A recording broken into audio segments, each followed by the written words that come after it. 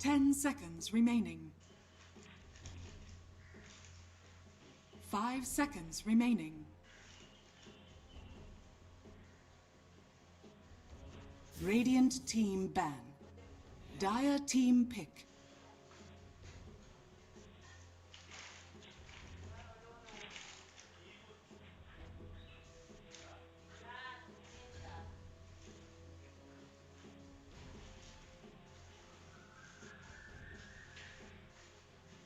Ten seconds remaining. 5 seconds remaining.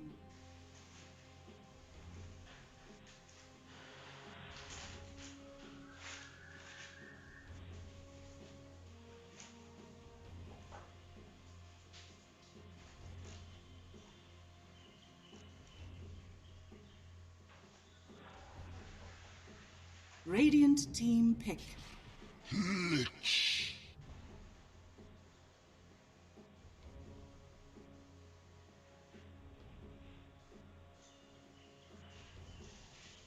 Radiant team pick. Ancient apparition.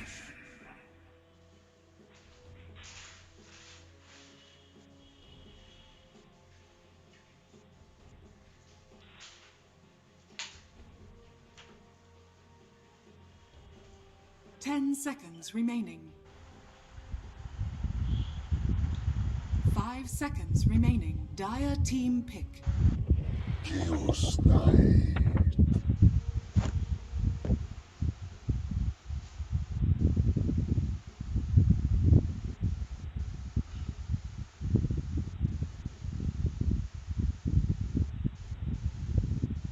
Ten seconds remaining.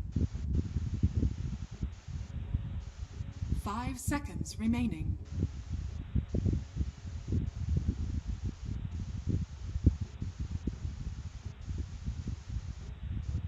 Dire team ban. Grimstroke.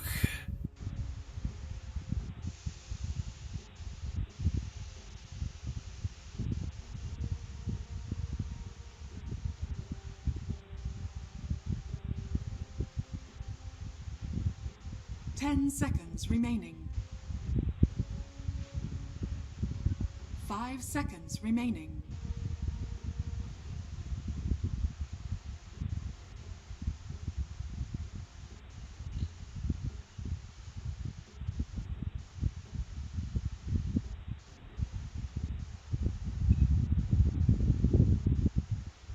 Radiant team ban.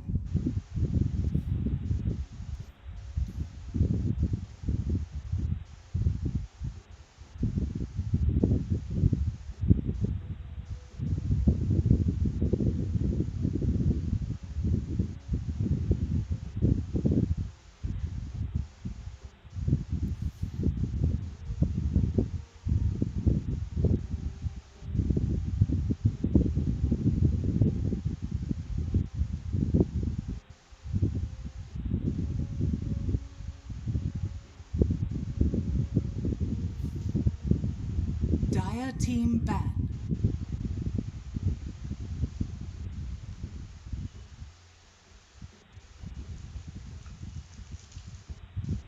Ten seconds remaining. 5 seconds remaining.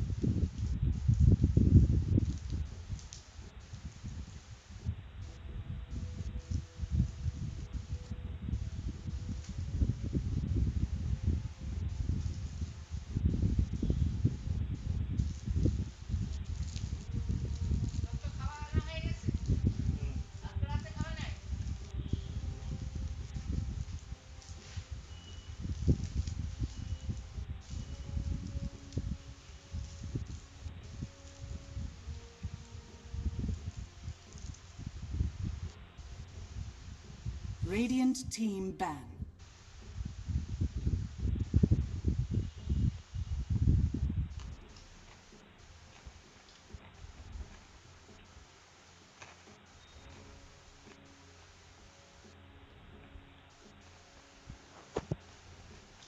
Ten seconds remaining. Radiant team pick.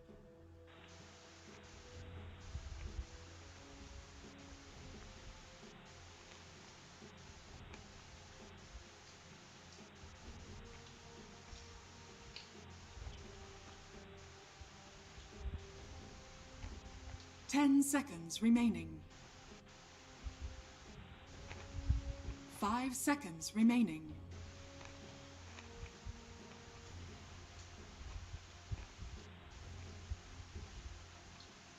Dire team pick.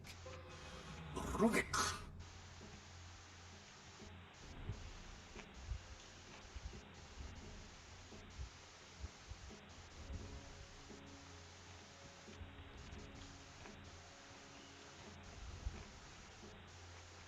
10 seconds remaining. 5 seconds remaining.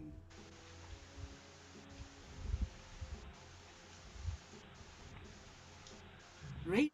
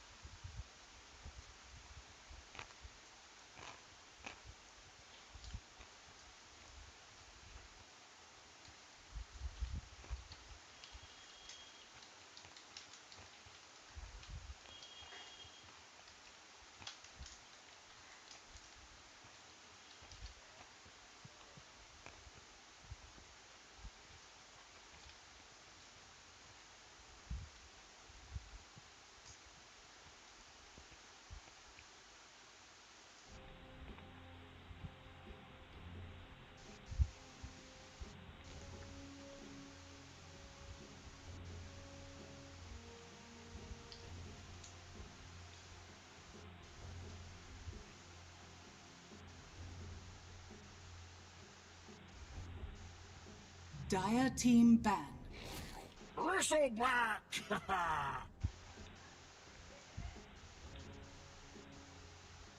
Radiant team ban.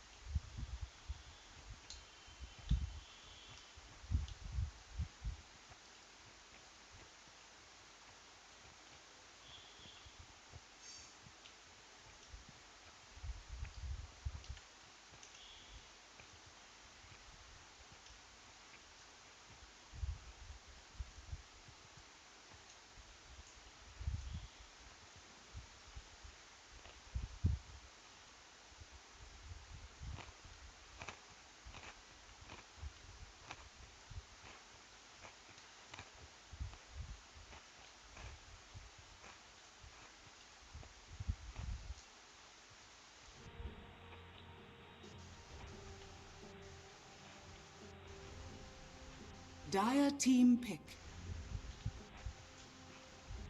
Radiant team pick. Tinker!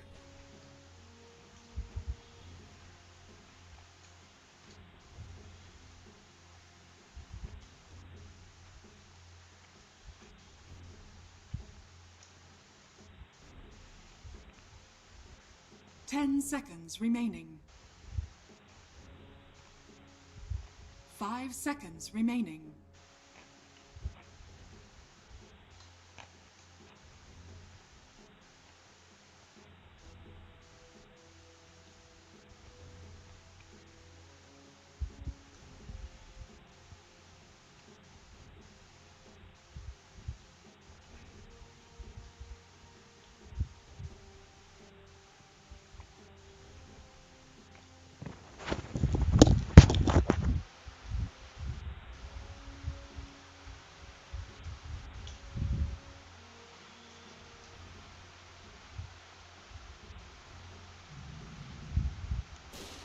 Zeus. You may now select your heroes.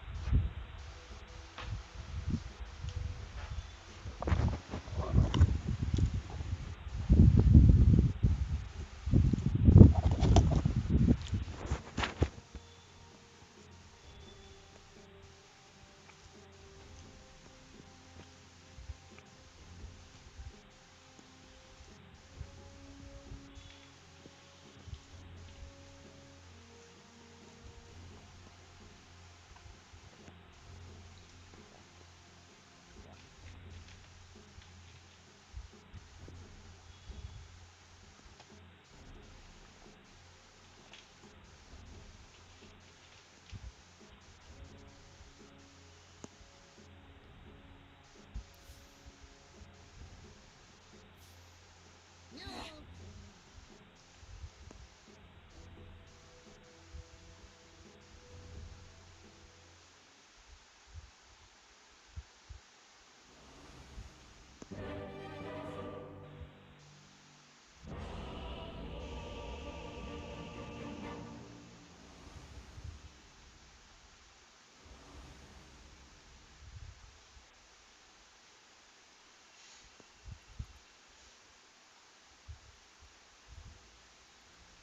'Prepare for battle. Bright and breezy. Well, what did you expect?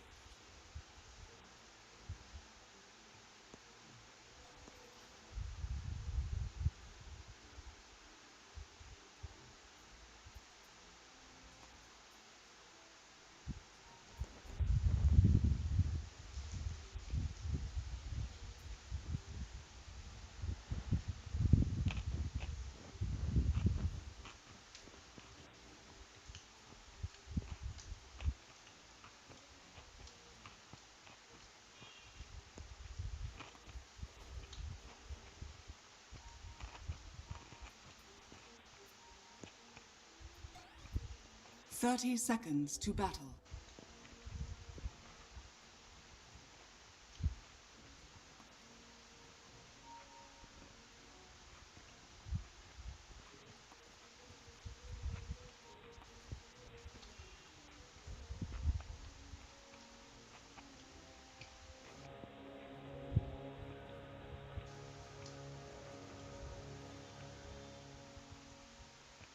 The battle begins.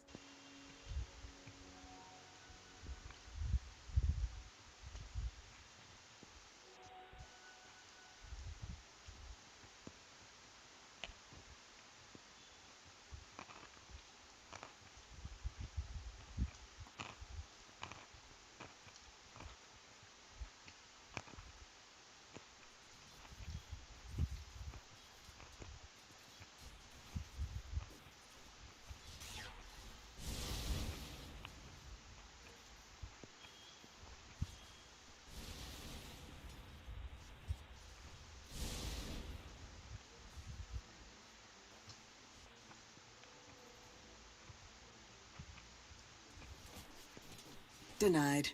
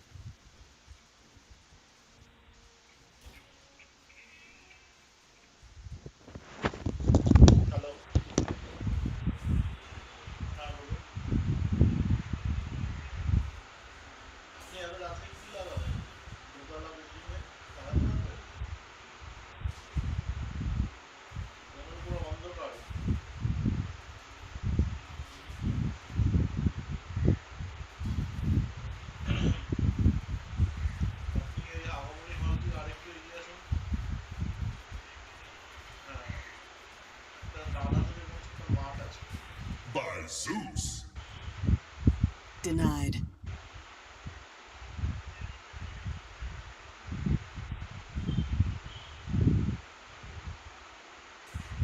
Fixered.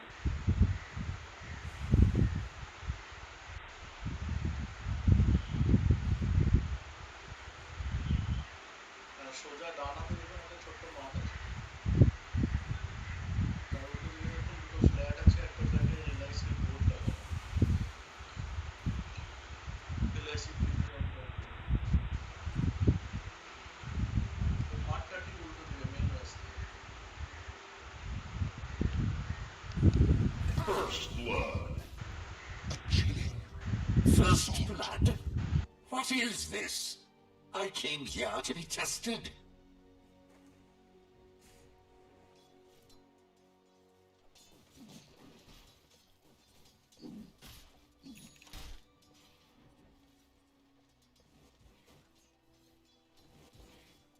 Wait for it.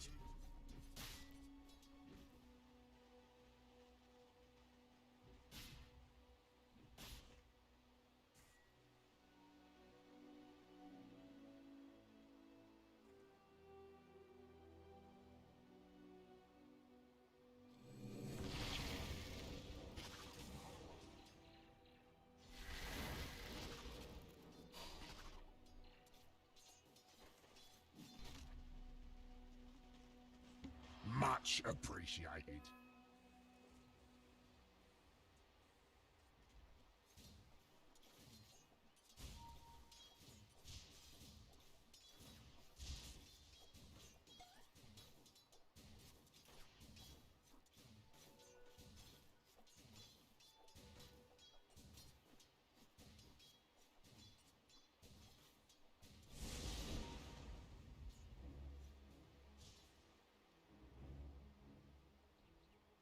Denied.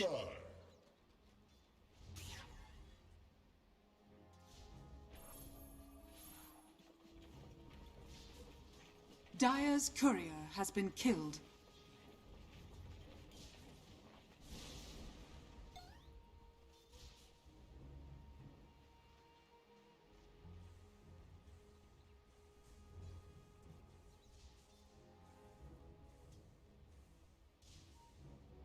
Smart money.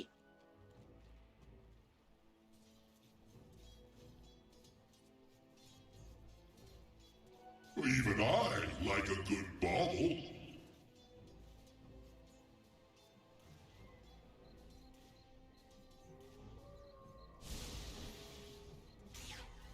I think not.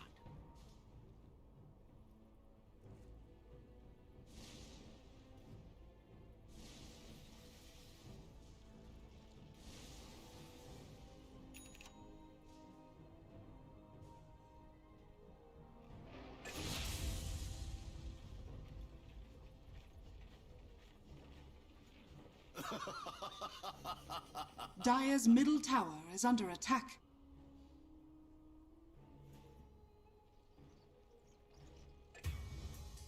Radiant's middle tower is under attack.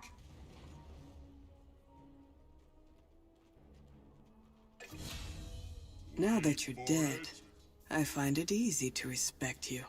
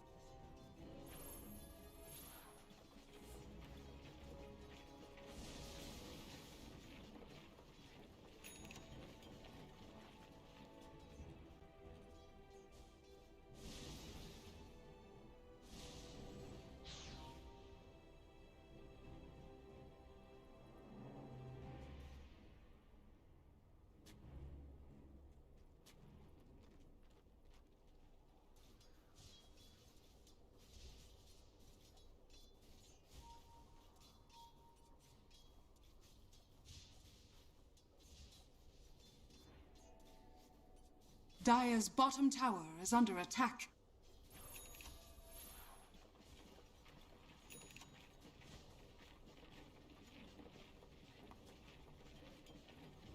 Denied.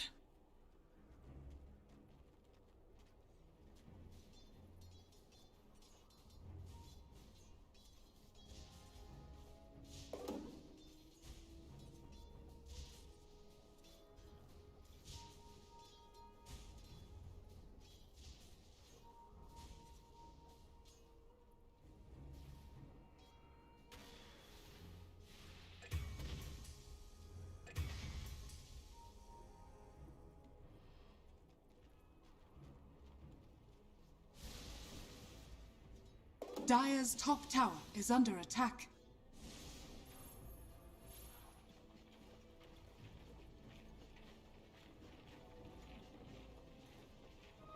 I wondered if this might show up. Radiant are scanning. Double damage. Tinker failure soldier. Bye. Will my labors live on?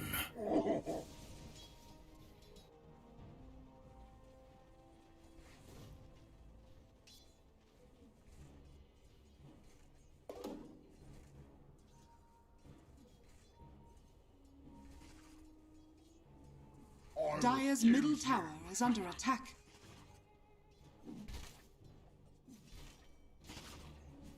Bounty.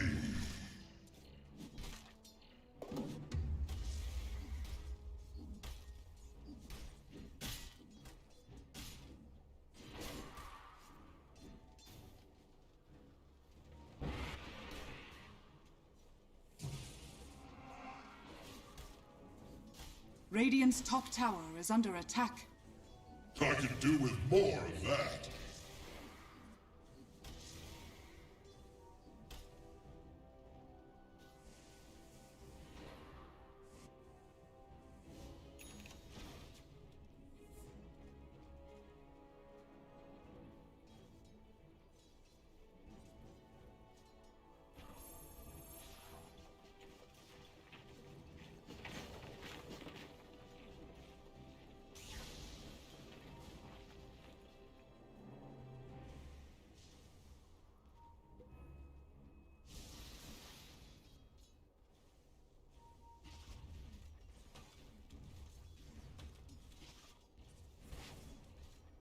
Dire's middle tower is under attack.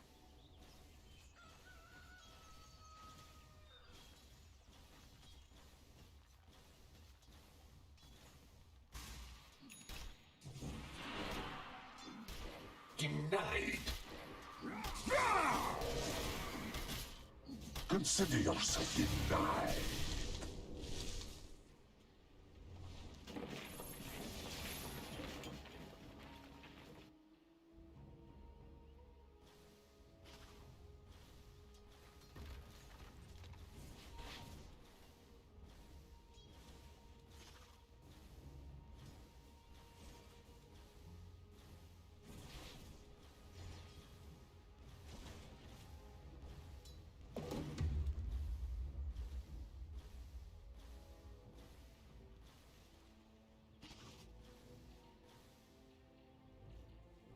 Invisibility.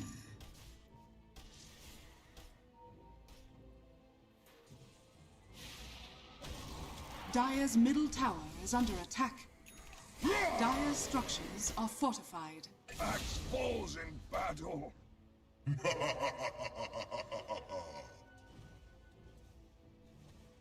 Dire's top tower is under attack.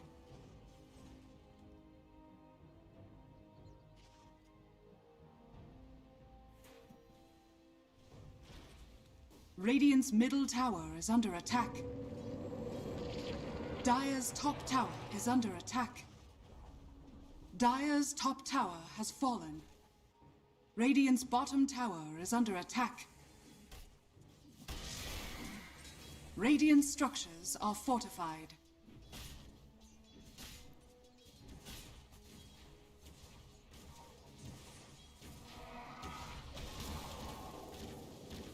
Radiant's bottom tower is under attack.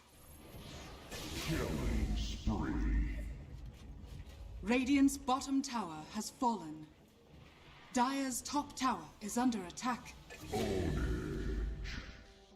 Smart money. Well, what did you expect? Dire's top tower is under attack. Dire's structures are fortified. Dire's middle tower is under attack.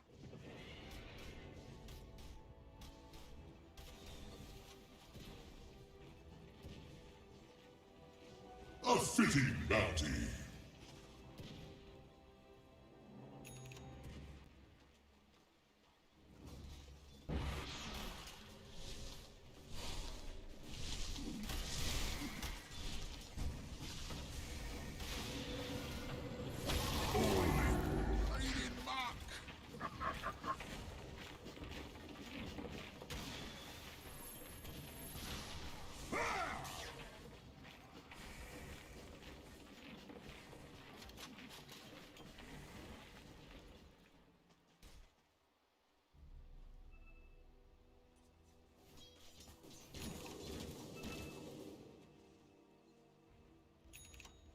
Dire's bottom tower is under attack.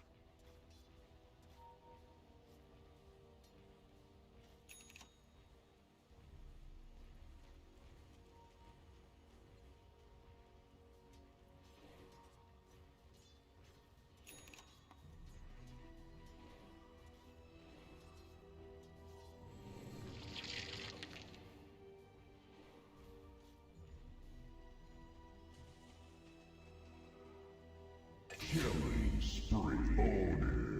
Dire's middle tower is under attack.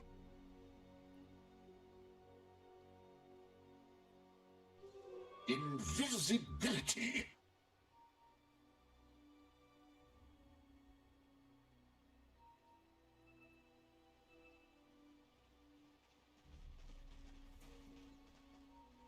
Killing spree.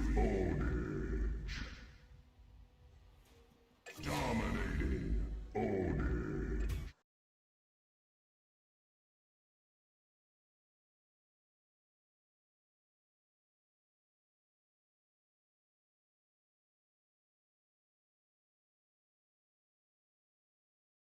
Oh, sorry, I was AFK.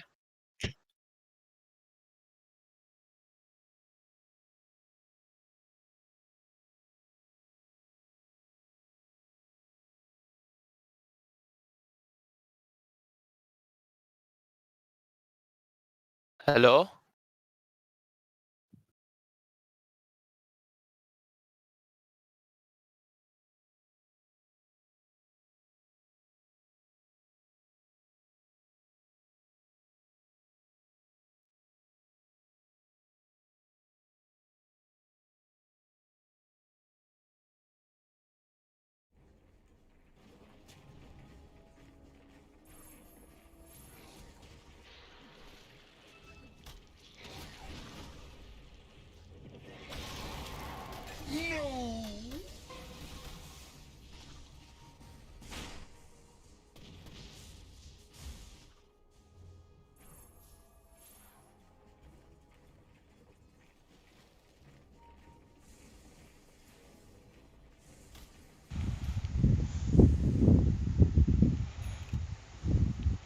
Dire's top tower is under attack.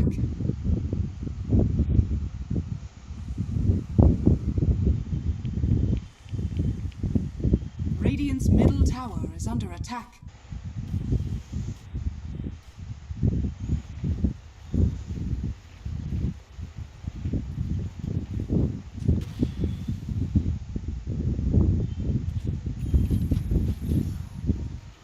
Don't mind if I do.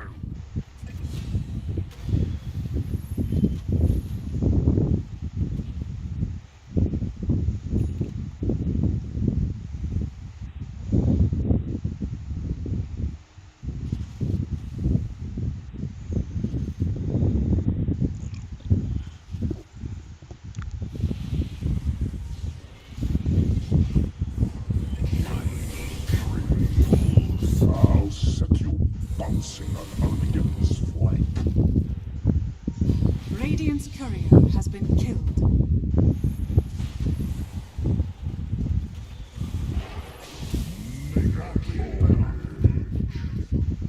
To me! Blasphemy!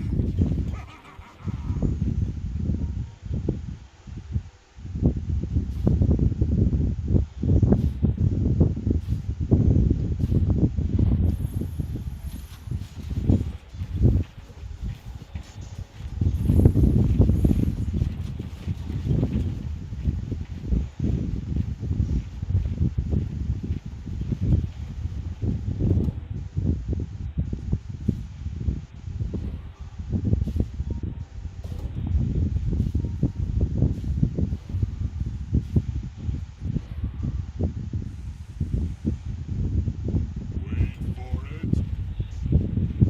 I'll take that. Come and get it! Double damage! I lost Your life on my steel. at last.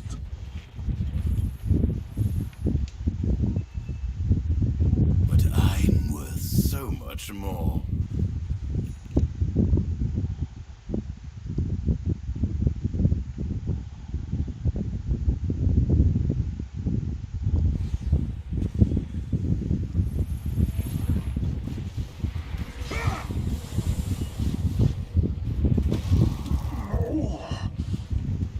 That's frost, Jack.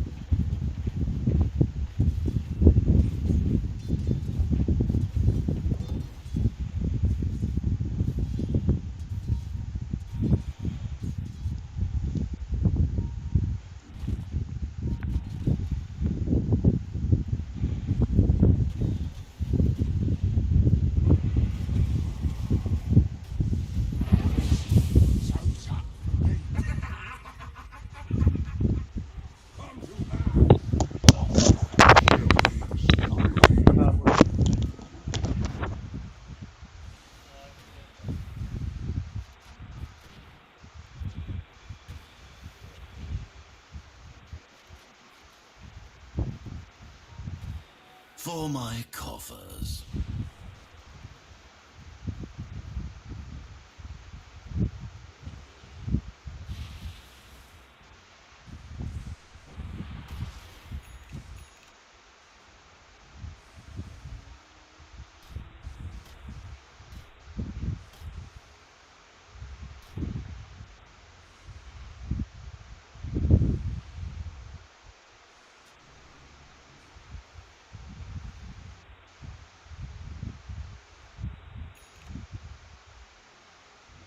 Regeneration.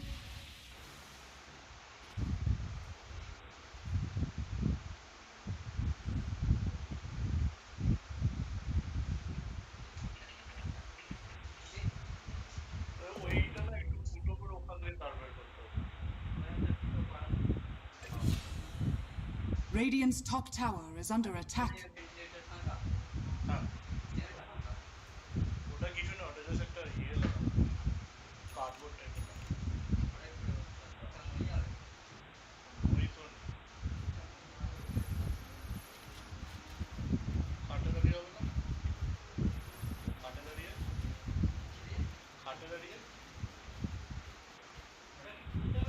Dire's bottom tower is under attack. Radiant's middle tower is under attack. ছোট ফুটো করে দিয়ে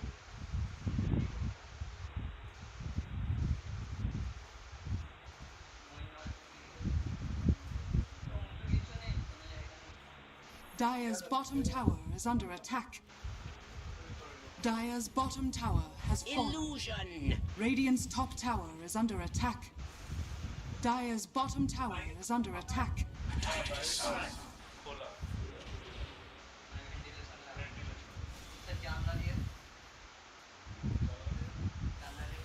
Radiant's top tower is under attack. Radiant's top tower has fallen. That should help.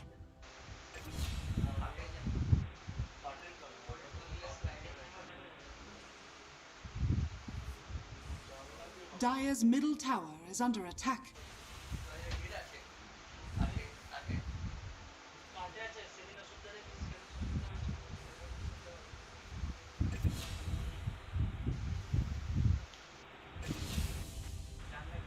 Double kill. এগুলো মানে কি এগুলো কি আছে এখান থেকে বাইরে যায় না কিছুটা ওখান থেকে তার তুমি বাইরে বের করতে পারবে কাউন্সিলিং আছে আর ফুটো আছে একবার দেখো কি বাইরে থেকে তার বের আছে হ্যাঁ হ্যাঁ Dire's bottom tower is under attack. ওখান থেকে বাইরে আছে পাশে মানে কি হ্যাঁ বাইরে দিয়ে বেরোবে কিন্তু ওটা অলরেডি একটা তার লাগানো আছে জায়গা কতটা হবে তোমরা দেখে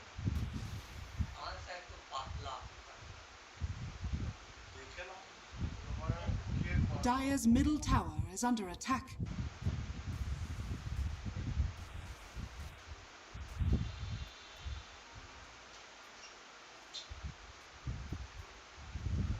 Bounty. সবচেয়ে ভালো ছিল ওটাকে Dire are scanning.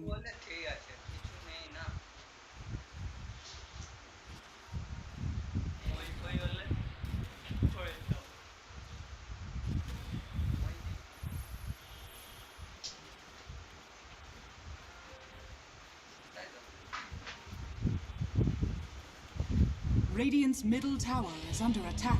Dire's Immortality. structures are fortified. Killing spree. Ownage. Dominating. Double kill. Killing spree. Ownage.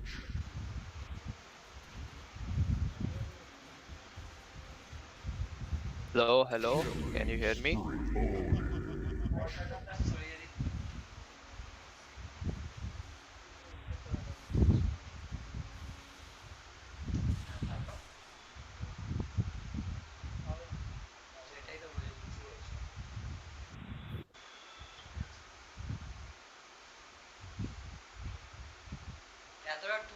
Dire's middle tower is under attack.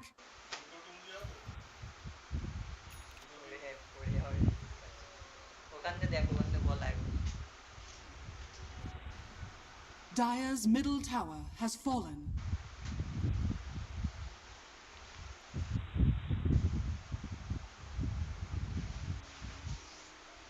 চলে যাবে যা আছে তা চলে যাবে I could do with more of that.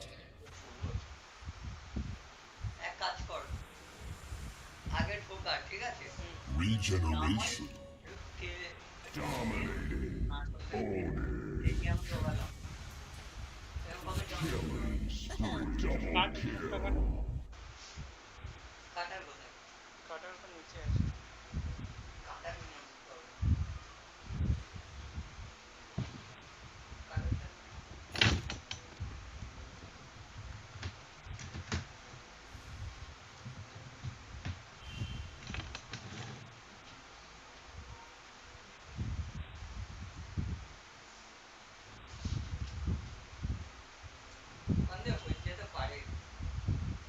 Bounty.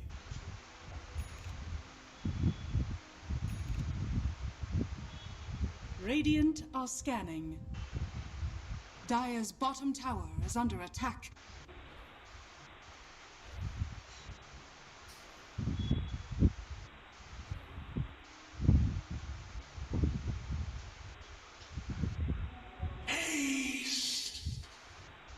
Dire's bottom tower is under attack.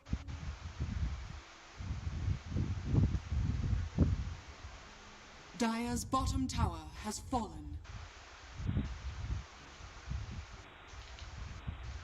Radiant's top tower is under attack.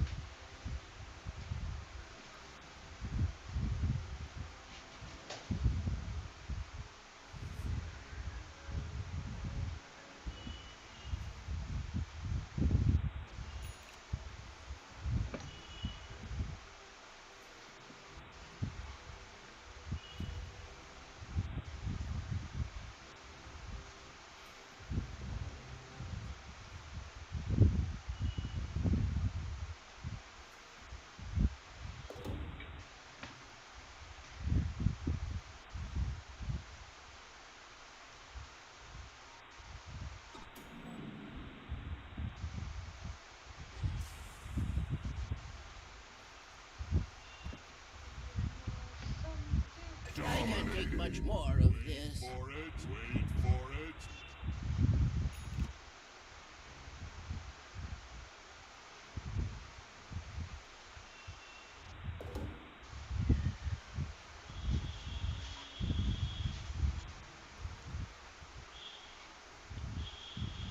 এখানে কাটে এখান থেকে 100 পেকে গেছে এখান থেকে কেটে দেবো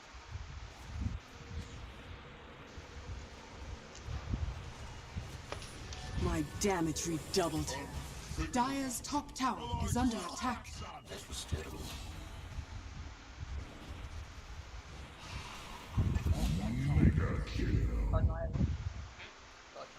Unstoppable double kill.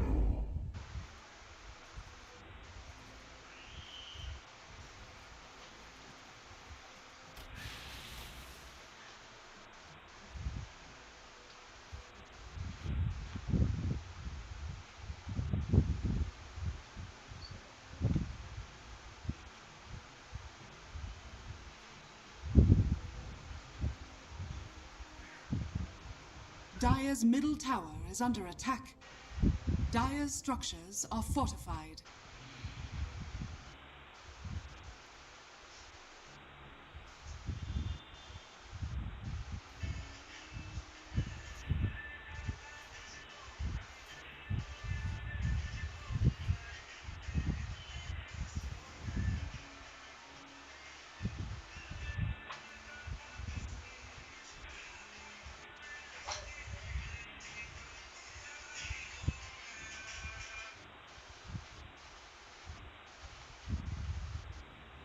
কে যাচ্ছে বলে বলে যাচ্ছে আমি যাচ্ছি গেছে দেখতে পারছি না। ওই তাজগুলো দেখতে ওই হ্যাঁ তা দেখতে পাচ্ছি বেরিয়েছি Looks like this game will be over soon. আর বেরিয়ে গেছে তার বেরিয়েছে বেরিয়ে গেছে তাহলে চলে স্যার এদিকে পিছন থেকে যাওয়া যাবে না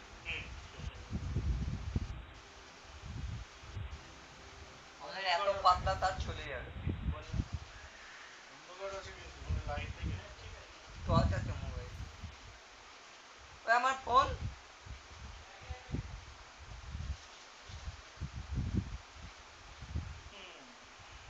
এখন কটা বাজে sir 7টা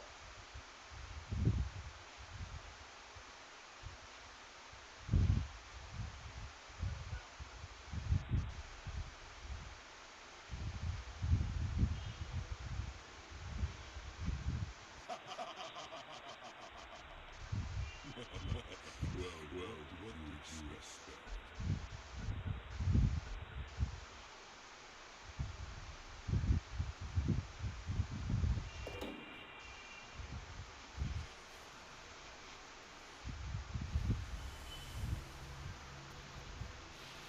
Dire's middle tower is under attack. Wicked sick.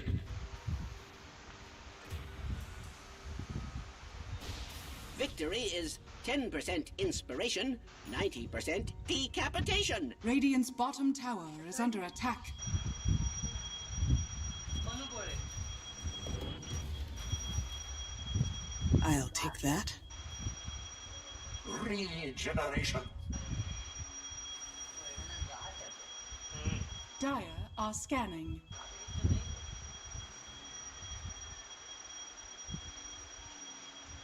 করছে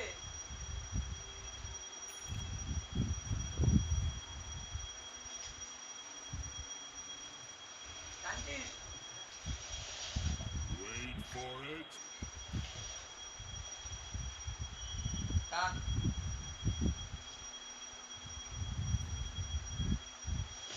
But I'm worth so much more.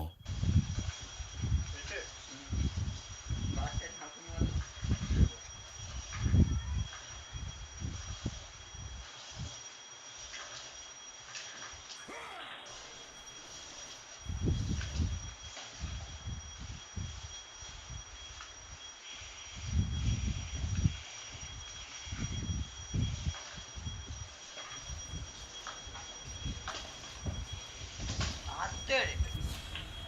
Radiant's middle tower is under attack. Monster kill! Double kill! Radiant structures are fortified. আর লাগবে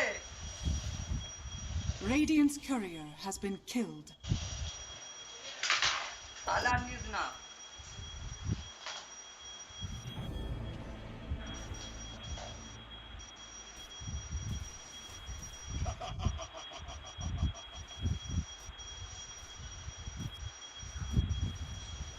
Dire's middle tower is under attack.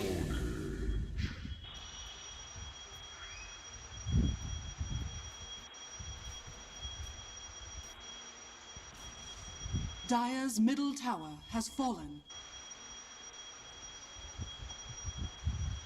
Dire's middle barracks are under attack. Dire's middle barracks has fallen.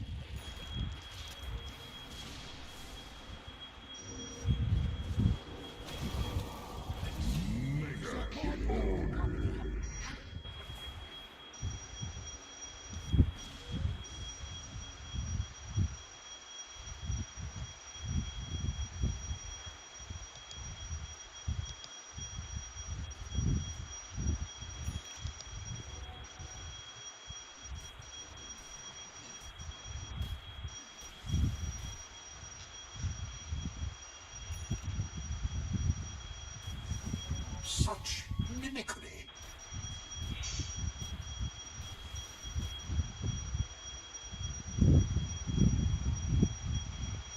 Bro, SG, can you hear me?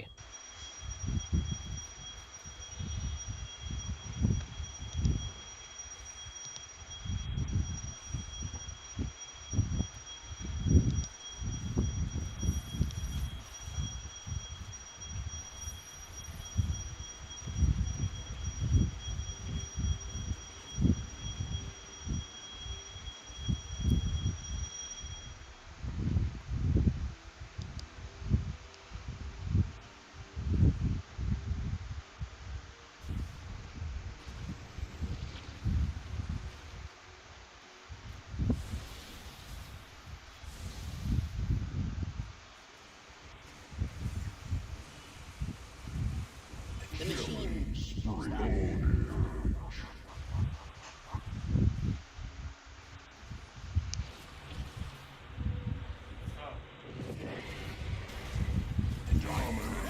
Dire's bottom tower is under attack. Achieves a lower state order. Unstoppable. Amateur. Dire's bottom tower is under attack.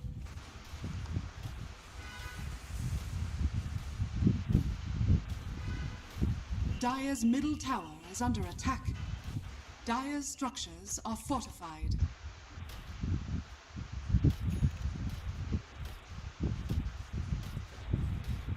Dire's bottom tower has fallen. Dire's bottom barracks are under attack. Dire's middle tower has fallen.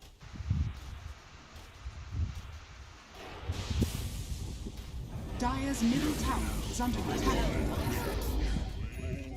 This game should be actually over. Okay, GG is called. Dire's ancient is under attack. Radiant victory.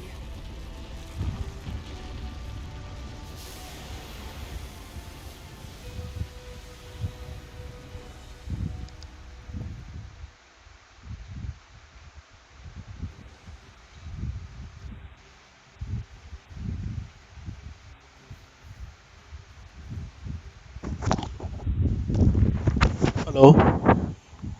Hello? Yeah, bro, join this lobby. Now you can cast. Yeah, wait. So, it will be much easier if I can use the camera control, okay? Yeah. Join the lobby. Okay.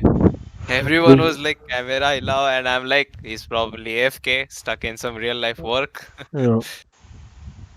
What do I search in the lobby name? Dota to India. Okay. Wait a second. Dota to India without spaces, right? Yeah.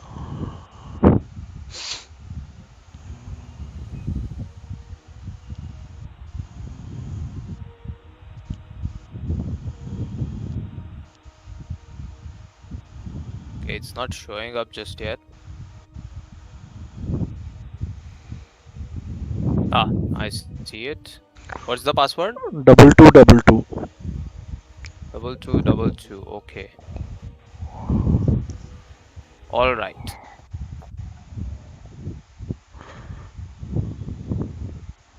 Okay, you have the control right now. Okay. Wait a second, okay? I'm like I'm not much familiar with everything here, but I'll still ask you a few questions, okay, before I do it. So Hmm. like I need to click on this camera button, is that right? No, you do not need to click anything. Just your voice in the YouTube will get streamed through the Discord, and use the talk to push button so that those whoever is seeing in the Your voice is lagging a bit. Can you repeat what you said after you said Discord? yeah, those who are seeing through the Dota client, so use the push to talk button. Whatever you use to talk in the Dota client, use that Okay. button to speak. Okay, in that case, Nothing else. probably I'll leave it on open mic. Yeah, nothing else. You do not need to do anything else. Okay, all right.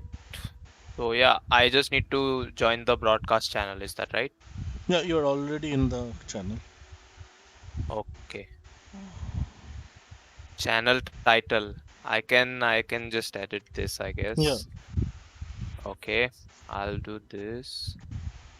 And channel title will be I'll just put my name instead, maybe.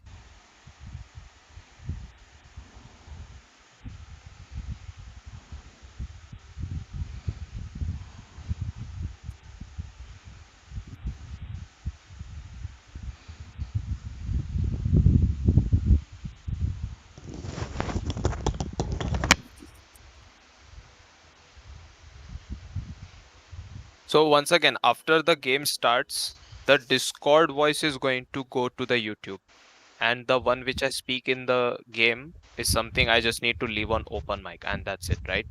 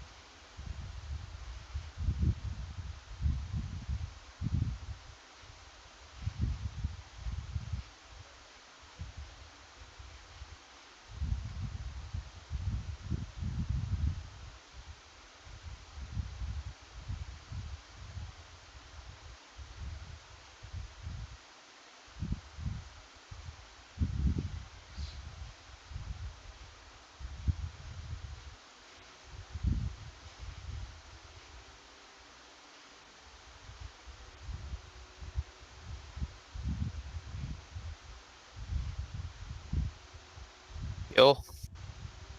Alright, I'm ready.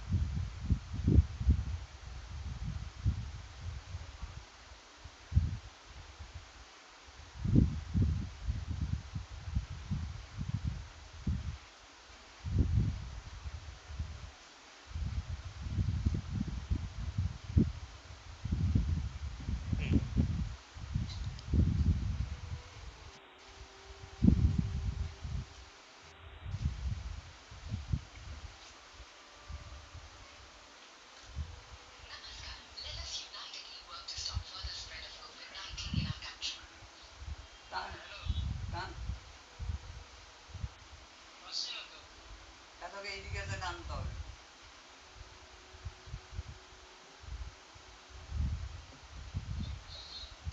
দেখ এখনো আসছে না,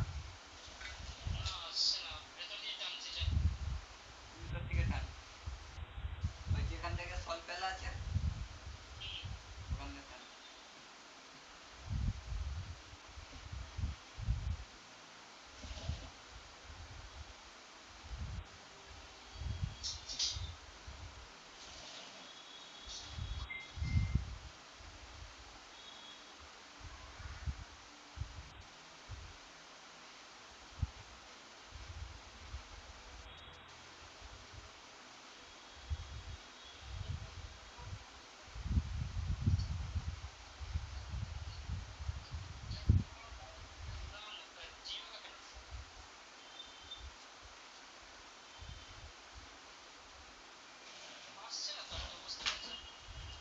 কি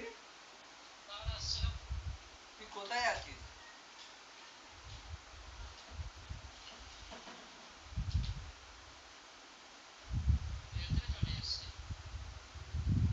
আমার এখানে তার ফেলছি হুড় করে।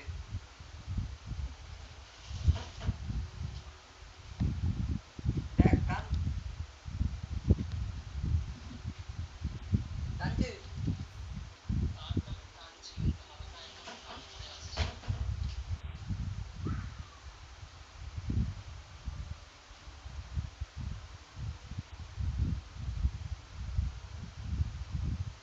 টান। SG, are you there?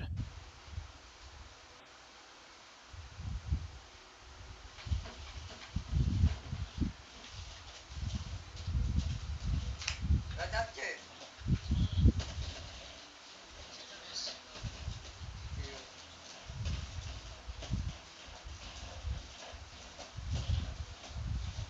আর হবে না, ওই তার আর হবে না।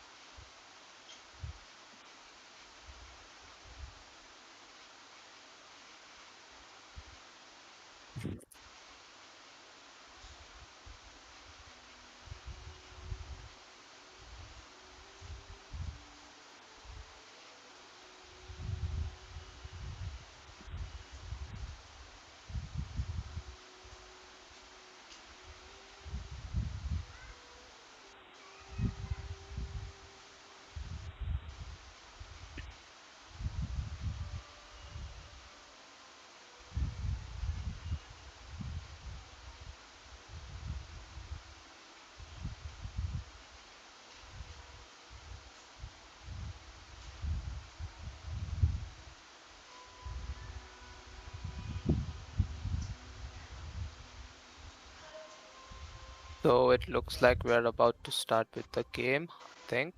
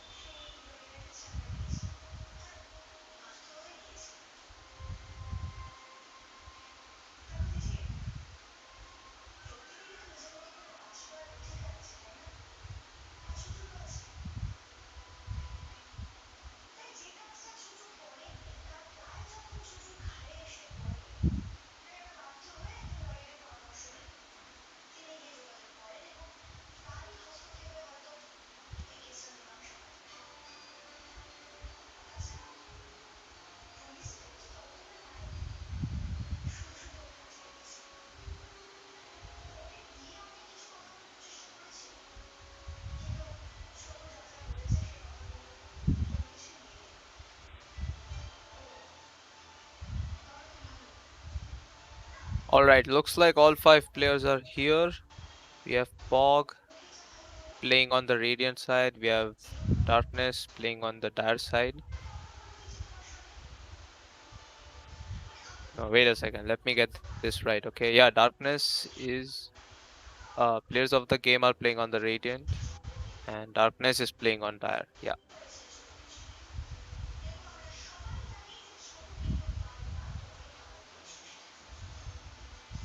Alright, it seems like we are all set to start the lobby.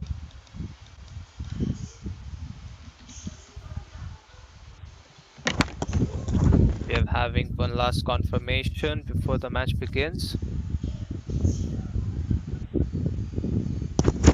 Hello. Yo, what's up? Yeah, the match is live. Okay, I'm muting Yes, myself. You take over from here.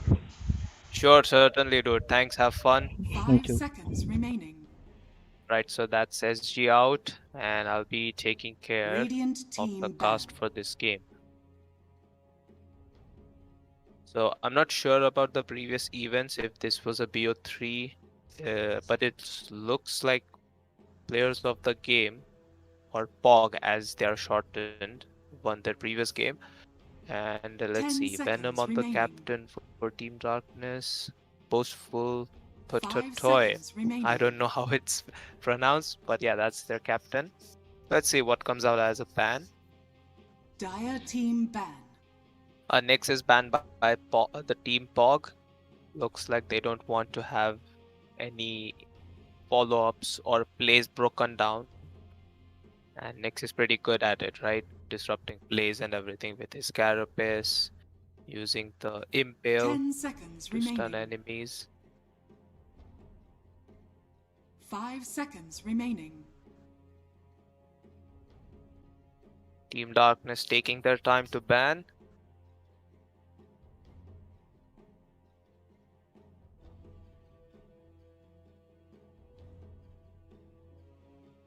Radiant team ban. So they decide to ban the Mars. Mars is a pretty good hero at initiating, and it just zones out a lot of heroes, is able to lane pretty dominantly, and he's able to deal physical as 10 well as seconds magical remaining. damage. 6th level power spike is pretty strong. 5 This hero seconds is remaining. very good with Phoenix and many other heroes in general on the off lane. So yeah, Mars gets taken down, so a lot of those combos which we have seen in the DPC, like Mars Phoenix, the egg is unkillable for heroes outside the Mars bit, and etc. So that option is completely taken down. Let's see what players of the game decide to ban next.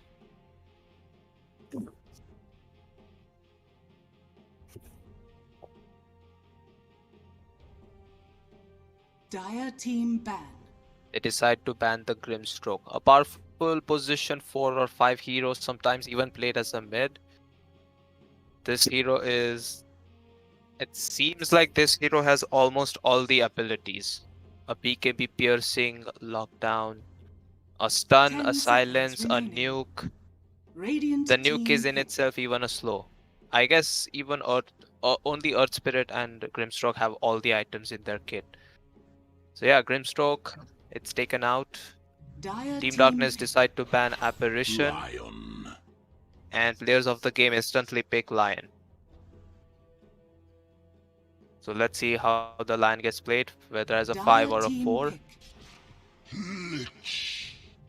The classic old position 5, Lich is being picked here. So some strong laning Radiant team nukes. pick. Night Stalker.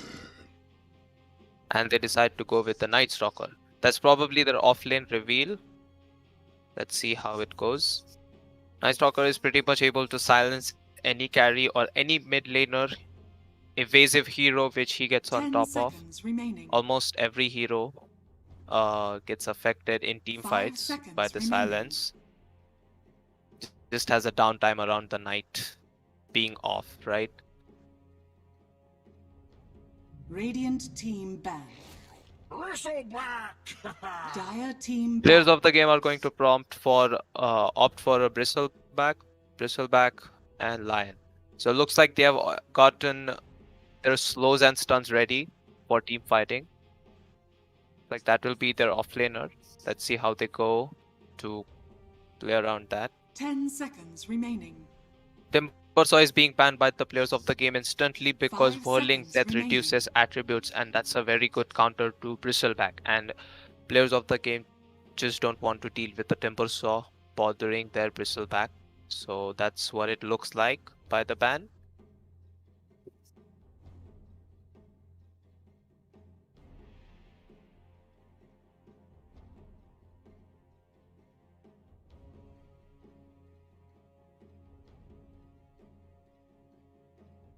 I feel like Radiant Team team Darkness, okay, they decide to ban the TA.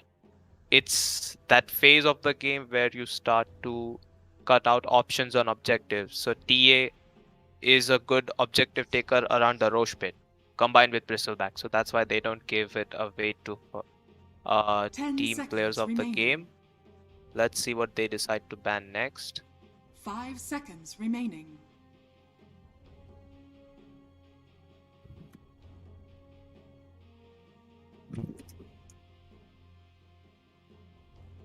Also, the interesting thing about the TA ban is if these people decide to pick TA, Dire team ban. well, Lich and Night Stalker practically don't really serve as a threat to TA. So I think so that ban makes sense.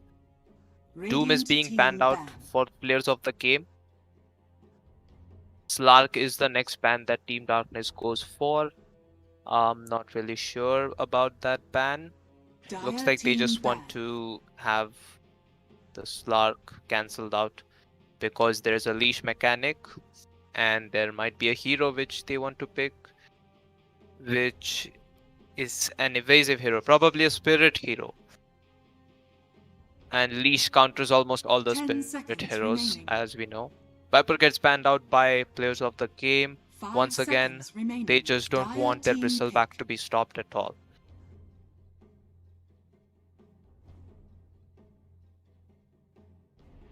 An interesting ban coming out here, the Juggernaut is being banned. So another Roche Tower carry banned out by Team Darkness. A healing ward would 10 make the seconds Bristleback remaining. unkillable combined with Lion Stuns is what they are 5 seconds considering. remaining. So that's why they ban out that thing. The Swordsman Juggernaut. Now I want to see what Team Darkness picks for themselves. It is possible they could come with a support pick or a mid pick. Because I feel like Lich is their position 5. There is no better way to play Lich except for that position 5 babysitting safely in support.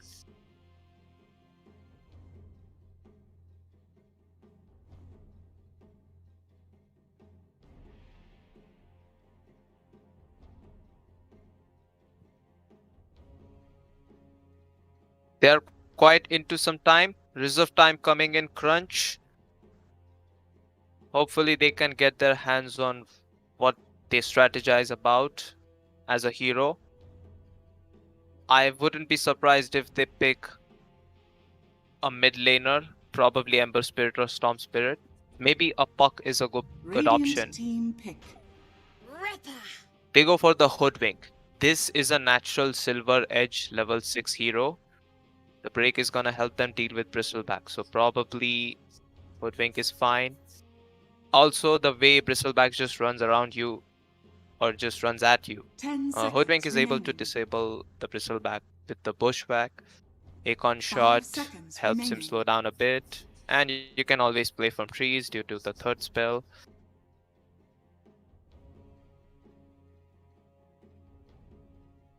Now, practically speaking, Team Darkness lacks that absolute tank, unlike Bristleback. Bristleback can tank much more damage, is what I feel, Dire team with pick. the classic Hood and Radiant Vanguard team build. pick. They go for a Snapfire. The instant carry pick is done as Ursa by Team Darkness. Let's see how that goes. They do not waste their time. Looks like that's what they were discussing about when the reserve time was coming down to very less 10 amounts. seconds remaining. Radiant team ban. Chaos Knight. That's a lot of minus armor, by the way. Bristleback, Vicious Nassau Goo, and Snapfire third spell combined with the classic Solar Crest, which we all see in our pubs daily for the Snapfire. 10 Ursa is pretty seconds good. remaining. I like that hero. He is able to kill Bristleback no 5 matter what seconds because of the remaining. Fury Ban. swipes, stacks, and is a good Roche contender. So the objective of Roche is looking solid for them. And they decide to ban out OD. So it looks likely that OD 10 was seconds anyway gonna remaining. be controlling the CK or the Bristleback, or probably 5 even saving seconds their remaining. allies. So that's why they decide to take out OD. That's a really good ban. I think that's a very clever ban. Also, OD counters hard on the Bristleback, so you Radiant just team Astral ban. him. Windrunner is the second last ban. Dire Typical team mid ban. laner who can cause a lot of problem for Ursa. Practically unkillable for Ursa unless she gets stunned, which Team Darkness practically lacks. And that's why they take out the Windrunner. Looks like a good spirit game, really, for the players of the game. They might 10 even go seconds for a Storm remaining. Spirit pick. I'm not sure. They 5 decide to ban out the seconds Tinker. remaining. Quite interesting, okay? Because Radiant if team Team pick. Darkness does opt for the Tinker pick, Dire team well, pick. players of the game don't have a hard counter to Tinker, but they pick Choose a your Puck hero. themselves.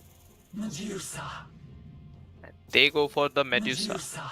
So that is interesting. So we have Gandalf on the Lion, Popoy on the Bristleback, Jevu on the Snapfire. That's some Russian letters on the CK. Horoshi. That's what it's spelled. Rize on the Puck. Goat is gonna use the Lich, Venom on the Night Stalker, Shinobu on the Hoodwink. Icarus is gonna use the Ursa, and Hockey probably plays the mid Medusa. As go the last picks for both of the teams, could be their mid laners. Let's see how the matchup goes.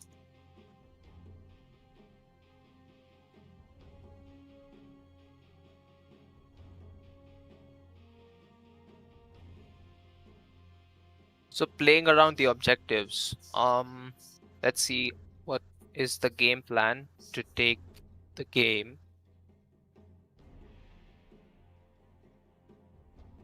I do feel like Team Darkness has a bit of lacking presence in the mid game because Medusa won't be joining the fight really. But maybe they can use the Ursa build of Mask, Morbid Mask and Diffusal Blade to start with the early fights. And that could pretty much be it. It's an interesting build, much more preferred than the Facebook Battle Fury build, or just Battle Fury build in general.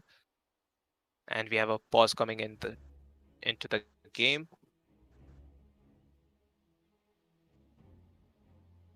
Such as one set of sentries and observer. Medusa didn't buy any items.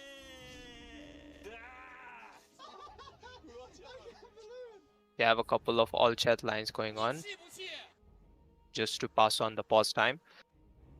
Magic Stick picked up by the Ursa and 6 tangos. And so I feel like he's gonna play the safe lane, considering the Bristleback is usually in the off lane.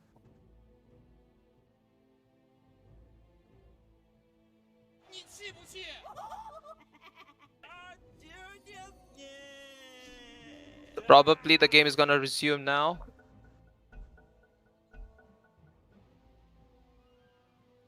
I want to see if the Snapfire is played as the position 4 along with Night Stalker. Night Stalker not going heavy on the region, just one set of tangos. POG has the Observer Board, Lan is gonna assist him along with him. He's already skilled up the Earth Spike. Gonna use the Taunt. Are they putting Bristleback on the safe lane? The CK is heavily going into the region of 6 tangos and healing salve with a Fairy Fire. I feel like this is an offlane CK. A good choice nonetheless. Oh, looks like we're gonna have a skirmish breaking out real soon for the first blood and the contest of the rune. Wouldn't really want to oppose fighting against a lion and a bristleback. 30 seconds to battle. The way CK is hiding behind the tree, pretty interesting. It's a very good spot to be hidden. I suppose they do see them because this ward scouted their position and they're gonna get back. Let's see. And so they decide to fight. Earthshock, the Bushwhack connects on this tree, but they use the 2-man Impale by the land. Good play. CK gets taken out. Medusa is gonna go for more. Is the slow gonna be more than enough to kill this lion? And he decides to use the Fairy Fire and Magic Stick. Medusa dies instead. Lion is gonna use the Healing Salve to get back to full HP. Interesting fight. 2-1. Oh, they still haven't stopped fighting. The first level has been skilled up as Nasal Goose, so the Night Stalker can possibly die here, and looks like he will. Magic Stick not needed. He did have the Magic Stick, okay. We have top lane. The fight's going on between these two. They decide to stun and deny the melee creep. No one is taking any last hits in the bottom lane. Medusa already dead once. Is level 2 before the POG, but the melee creep has been denied by the Medusa. Phase Shift is the next skill up for this POG. Earthshock is the one killed by Ursa. It seems like this first blood fight was massively helpful because of the Blightstone and the Lil Shredder by Snapfire, and the 2-man Impale coming in crunch for Team POG. This Lion is probably gonna go for the boots. No, he decides to get a salve and a set of sentry observer wards once again. Couriers flying here and there. I mean walking. Nope. Is it possible the Bristleback gets picked out? It's just 2 hits, but he could be baiting them with the Fairy Fire. He does not decide to pop it out just yet. Oh well, now he does. And the salve is probably going to be expended by the Lion on Bristleback, and then he takes a walk back to base. They cannot be more aggressive because this creep wave is near the tower. There's an Observer Rod here, which could have been placed much better, I think. Interesting matchup. Water Rune spawning in at 2-minute mark. Radiant's middle tower is under And attack. I missed the kill, but they get the Lion instead as a trade. Can they go 1-1? It does seem like the Bristleback is gonna die here if Night Stalker decides to commit, which he doesn't. The Void doesn't deal the slow much in the day, and that's not very helpful. Green allows sir. Sahil, actually, the screen is not in hands of me. It's in the hands of SG, and he's AFK. You can watch this from in-game Don't instead. get cross with me. Couple of fights going back and forth, and we have this wave pushed over here at the bottom. Medusa is stacking a couple of creeps while she picks up the bounty rune. The stack did not get successfully executed because the small centaur conqueror did not step out of the spawn box. They decide to go on the Lich. The Lich instantly uses Frost Shield on himself. The Ursa jumps on the Snapfire. The Lich is still alive. That is interesting. And can the Ursa actually kill him?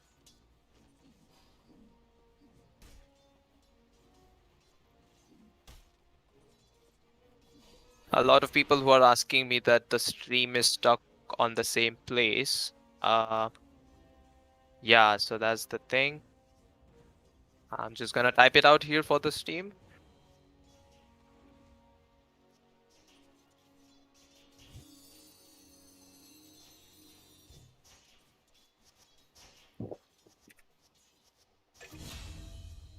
Alright, I do apologize for the camera being stuck over there, guys. But, yeah. Dire's courier has been killed. I'll still try to provide more information. We are having the score of 5-3. Oh, they decide to go for the Snapfire. It does seem like he will die before he kills the Lich. That's a brilliant trade. And he did not expend the Fairy Fire knowing that he was dead. At the mid lane, it looks like the Puck is winning on the last hits. 20-5, leading the last hits in this server. He is doing pretty well. He even picked up the kill on the Medusa as far as I remember. 3-0-0. Rize is off to a head start. Medusa does not decide to go for the range creep. Oh, what do we have here? The CK is dead. And they decide to kill. This Snapfire is man fighting an Ursa and is actually winning the trade. That is probably because of the sacrifice of the CK, Radiant's of course. courier has been killed. Man, now I do realize why they require observers and casters separately. Impale is being thrown out. The Bristleback is going to slow the Night Stalker further. This lion is willing to fight because he has an Impale coming in. Oh, the pushback finishes him off. I know the lion was thinking of tanking one more hit and using the salve and impaling this new hero Hoodwink. Hockey dies once again to Rize all by himself without any support. He's 4-0-0 the Puck. They are jumping on the CK once again. Snapfire Cookie gets thrown out and they trade off with half HP for Lich with the Little Shredder and the Blightstone. Dire's middle tower is under attack. Everyone who's watching on the YouTube, don't forget to like and share and subscribe. Unfortunately, the stream is stuck on the YouTube because of the directed camera, but you can watch in-game. I am sure you will not miss out any action there. Siege unit coming in at the bottom lane. Bristleback decides to not waste any time and starts pushing this lane altogether. Medusa is 23-5. Not much lacking on the last hits, but dying much in the lane has taken away some of her farm. They deal massive amount of damage on the tier 1 tower bottom. They decide to tank. The siege unit is still alive and Bristleback is doing a lot here in the bottom lane. Taking on the Night Stalker during nighttime. Interesting. Hoodwink just not able to do anything. The best option they could actually go for is clear the wave, but the Bristleback is not allowing them to do so.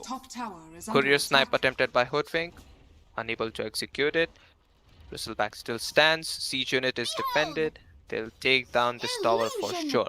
It's inevitable. And he takes the last hit on the tower as well. Puck rotates top and kills the Ursa. Rize is on a mega kill streak, amazing rotation.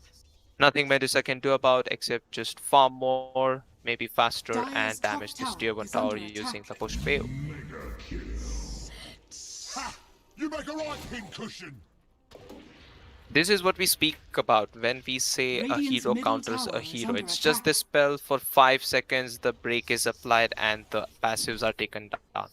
But the problem is you need somebody to deal enough damage during the break duration as well. Otherwise, it's just not good hero. CK dies once again at top. Just offlaners doing what offlaners do. He decides to throw the high five in the hopes that he'll gather his friendship, favor.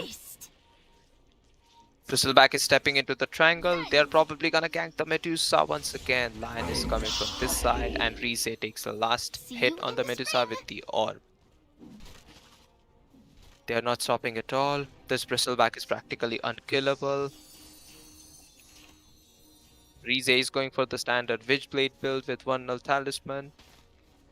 The first night duration is not going much well for the Night Stalker. And I know they were supposed to gank a little bit here and there, Dire's top but tower that just is didn't under happen. attack. This Bristleback is getting back.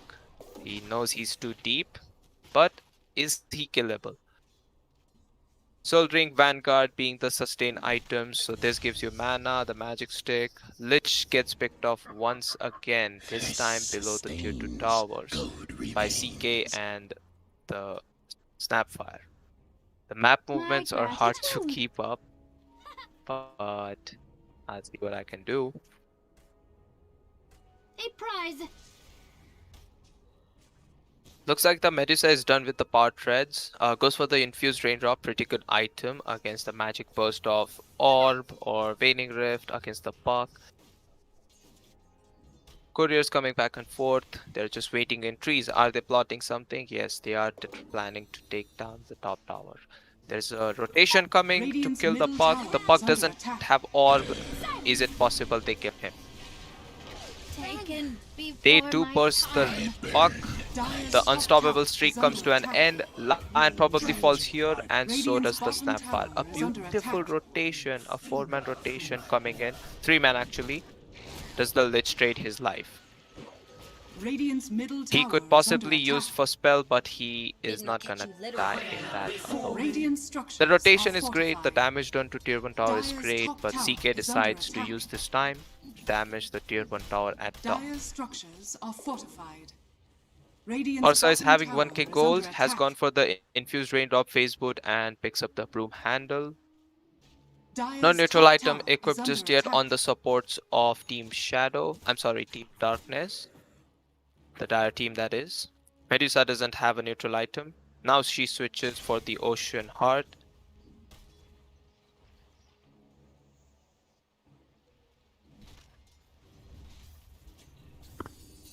Okay, looks like the siege unit is gonna be used to push this tower. Medusa should actually Dire's back into middle the jungle tower and is just under farm attack. instead. Lion is heavily rotating deep if he can catch the Medusa. Dire's middle They just take the tower tower has instead. fallen. 4 heroes rotating in mid. CK is taking this top tower. Dire's top CK tower and Night has Stalker fallen. having a duel of Radiant's theirs bottom until tower CK is under uses attack. his ulti to make it an unfair Dire's advantage. middle tower is Night under Stalker attack. uses his ulti to fly away like the Batman he is. Looks like the Bristleback can be killed within this burst. I would... Okay, he does fall down, and the Snapfire does take out the Lich before. If there was a faster follow-up, the Bristleback would have died for sure. The coil gets used, no stone gaze. Can he tank and fight them over here? Snapfire falls down, Puck is gonna retreat. Even Ursa is rotating. He goes for the diffusal build. I can see it in his quick buy. That's what he's going to buy. Silence. As soon as the Puck has some defensive items, looks like this Puck is unkillable unless the Night Stalker jumps on top of him. Arcane Rune bottled by the Puck. Radiant's middle tower is under attack. Ursa is just confused which way to retreat and uses the TP instead to get back to mid tier 2 tower, where CK and Lion are probably already waiting for him. There is a stack here. Oh, a smoke is popped. Are they gonna break the smoke? They actually see the Ursa because it's daylight. They're just waiting for their puck to come, I think. They will not break the smoke. They are just waiting patiently, pinging. Can the puck get caught off due to the trees? I guess not. They're just... Okay, Lion gets scouted by the tower's hit, and CK just runs into them. CK is not fearing anybody. This may have been a very fatal mistake. All 5 heroes at the tier 2. The other 3 decide to get back. Snapfire positioning really well. Oh, the finger gets thrown out. They decide to burst the Medusa. Looks like the Bristleback is gonna do heavy damage in this fight. Puck actually uses the orb and finishes off the Medusa with some damage, although the last hit is taken by the Bristleback. Lich gets caught off. Ursa decides to kill the Snapfire. The Snapfire actually has Mortimer's Kisses, so if they turn around, he can actually throw the ulti. Ursa runs away, uses Earthshock for his help, but can the Bristleback catch him? He is having the move speed advantage. Maybe he can use his TP. Oh, he cannot see him. He does, over here.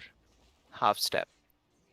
So if you don't complete the stairwell, the heroes can be seen from the river. But that didn't matter because there were no stun to catch him. Nice Stalker has the smoke. We are running at to the 14-minute mark where there's an illusion rune spawned at the top. Sanjeevan, thanks for tuning into the stream, man. First game was probably won by POG. In case you missed it, just like me. Sorry, the stream is probably gonna be shown using my camera now. So it's the downtime of the mid game where people are just farming because all the tier 1 tower objectives have been taken. That's only for Team POG. Team Darkness is yet to take those objectives. Even single tower hasn't been demolished yet. They decide to invade their jungle. Solid warding coming in here from Team Darkness to ward their jungle. They're definitely not defending their triangle, and the bounty rune gets taken. Illusion. So it decides to use the illusion rune and bottle the bounty rune instead. A prize. It's always important to defend your triangle. That's where your carry gets farmed faster, especially a carry like Medusa. Oh, they use the smoke to get into the Roche pit, and they are deciding to do the Roche. This armor could have been on the Night Stalker since he's tanking. Never mind, they changed the aggro on the Roshan. Is it possible that Team POG has read this movement brilliantly and are deciding to take on an objective? But the fortification gets thrown out. Glyph fortification, Aegis gets popped off. 1541, I see when the Aegis expires, it's probably gonna be 2041 is when you can expect the Aegis to expire, if not used by a death. Diffusal Blade completed. He's queuing a Blink and a BKB. He knows he needs to fight this for his mid Medusa. He's going for a Sanj and Yasha. Interesting. And the evasion talent has been picked up. Honestly, it would be great if you could get the Manta style. I feel like the silence and the dispels needed are important. Even CK stun can be dodged, and they decide to use their own smoke. Since they have taken the tier 2 tower, they decide to use a smoke and try to kill somebody. And whom will they find? It's the tanky Bristleback. A beautiful Impale takes out the Ursa with the finger and silence. Ursa is not able to pop his enrage. The buyback gets thrown out by the Lion. They can still kill this Bristleback, but Stone Gaze gets thrown out. Lion buybacks. The Puck buybacks. There's a dieback on the Lion. He's dead. A very chaotic team fight. Oh, they take the Puck out too. Beautiful, beautiful. And they can kill the Bristleback, who's so low on HP, who has no saves. But they decide to settle for the tier 1 tower at mid. That's what it looks like. The CK jumps in and takes the Ursa out, who pops his enrage and fights him back. The possessed mask is able to Radiant keep his structures life. are fortified. There's a diffusal blade on 5-second cooldown, and the Hoodwink snipes the Radiant's bristleback. middle tower is under It was attack. my mistake to doubt their draft, but yeah. Hoodwink sniping the bristleback from way behind. These porcupines can be pierced after all. And who else but Radiant's to middle tower is have under the attack. sharpshooter take the last hit. Radiant structures are fortified. This fortification takes Dire's off top tower the is creep under wave, attack. and probably Team Darkness is going to retreat now. Invisibility. This sustains. Gold So it looks like they place a ward here before they retreat so that they can use this information to invade the triangle later. They certainly use the TP. I don't understand using TPs on tier 2s, especially unless you're backing up. But yeah, nonetheless, it is for farming back.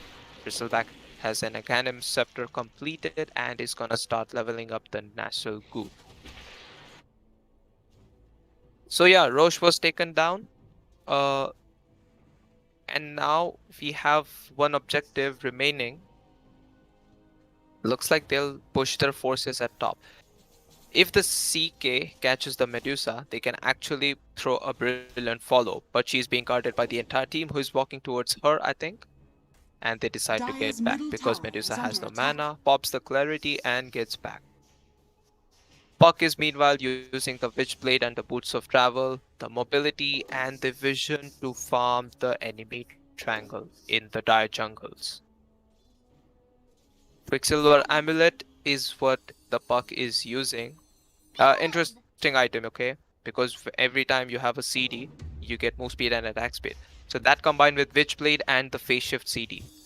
I wouldn't be surprised if this Puck starts phase shifting all over, especially after the level 15 talent of phase shift. Puck talents kind of seem broken to me. And the coil mechanic itself too. Stalker is just gonna get some vision, try to farm these camps maybe, but unable to find anything. Radiant's bottom He's tower just is damaging under the tower attack. by himself. Do Team POG decide to react? They don't. They know it's just a tier 1 tower and forcing the entire team over here, Dire's which means top the tower entire is jungle under at the attack. top is left for Team Darkness to farm. Double damage being picked up by POG. Into the bottle it goes. My god, the throw by POG. Yes, exactly, indeed. The double buybacks did not help their team fight, and the bristleback died in that fight, I remember. Dire's So top that was tower is under definitely attack. overextension, if not throw. Radiant's bottom tower is under attack. We have the Solar Crest being queued, and the Snapfire Dire's decides to top go tower a has bit fallen. greedy, goes for the Radiant's Javelin. bottom So the tower is Javelin under proc attack. can happen, and the Maelstrom. It's probably the wave clearing problem which they have, which the Radiant Snapfire are is trying scanning. to answer with the Maelstrom Dire's pickup. top tower is Imp under Claw attack. being in the backpack. So they make a movement into the enemy Radiant jungle near the outpost. Oh, a coil gets thrown on the Medusa. Medusa has a stone gaze. Do they actually fight him? There's a sharpshooter potential here, but the Medusa gaze does not achieve anything, and then Team POG decides to run back at them. The bristleback being caught and gets sniped by the Hoodwink. No standing on the ground. CK decides to go on the course, shifts his stun on the Hoodwink. Ursa is running away. Medusa being slowed and kited by bristleback. The Ursa has escaped successfully, that's what it looks like. Okay, they take down the bristleback and they take down the Medusa. So a 1-for-1 core trade. I wouldn't be very happy if I was Team Darkness, because losing a Medusa like that isn't a very happy thing. And now they decide to push mid. There is a creep wave approaching the tier 2 mid tower. Illusion Rune picked up by the Puck. The Puck has Boots of Travel, can actually go to base because he's low on mana and HP. And that's what he'll do. The rest of the team decide to use a smoke and kill the bristleback if possible. They have read this information that the puck picked up the illusion rune using this observer ward. They use the third spell. They use the sharpshooter for the dispel on the passives. Amazing. The net worth has swung back into less than 1k. The advantage which Team POG had in early game is no more with regard to gold and XP. I feel like the team which can come on top of the objective of Roshan or tier 2 towers is the one who can siege much easily.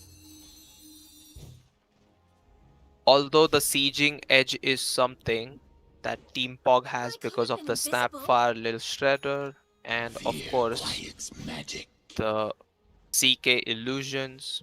CK is simply gonna go for BKB next. The Blink Dagger did pay off, but the Ursa got away here and they turned around and killed the CK. Take down the tier 1 tower and the net worth is now slowly swinging into the favor of Team Darkness.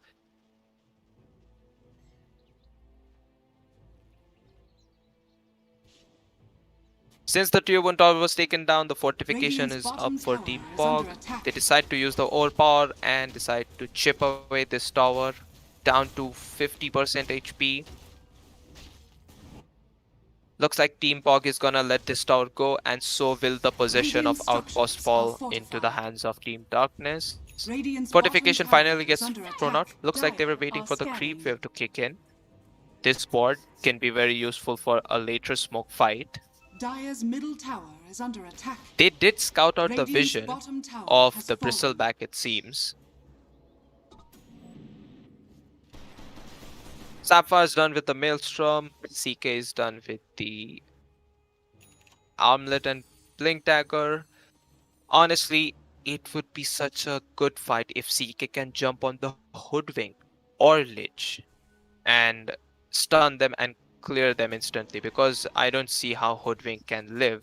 So much low HP, so much low mana. A prize. A definitive victim for CK and the best target CK can get. It's also ruining the game of Bristleback in a lot of these team fights. One-man coil is just not enough, that's what I realized in this team fight. Because if you coil the Medusa, she simply uses her ulti and she wants to stand and fight anyway. So using coil on her is practically not good. Best target for coil would be the Night Stalker or else the Hoodwink. Hurricane Pikes gets picked up by the Medusa. This ward gets dropped. Oh, they decide to go back and forth with each other. CK decides to drop a stun. Are they gonna be able to burst him? I don't think so. If he uses his coil on the Medusa is definitely dead here because Snapfire was using the Mortimer Kisses. Was there some kind of team miscommunication over there? I'm not sure. Maybe they expected a better backup from Team Darkness itself, and that's why he didn't decide to coil her. Like I was discussing, that coil isn't an ideal spell to use on Medusa, and she still did have Stone Gaze. Some side lane pushing done by the Bristleback, and fortification gets thrown out. They decide to take the tier 2 tower. So in itself, this is great. Another objective taken by Team Darkness, and they do force out the Bristleback away from their base. Tower is down to 1/4 HP. I'm sorry, 3/4 HP. Looks like they'll be fighting here. Oh, they did initiate on the Lich. CK did find their support, the ideal target. Sharpshooter gets charged. Is the Roach gonna bash him?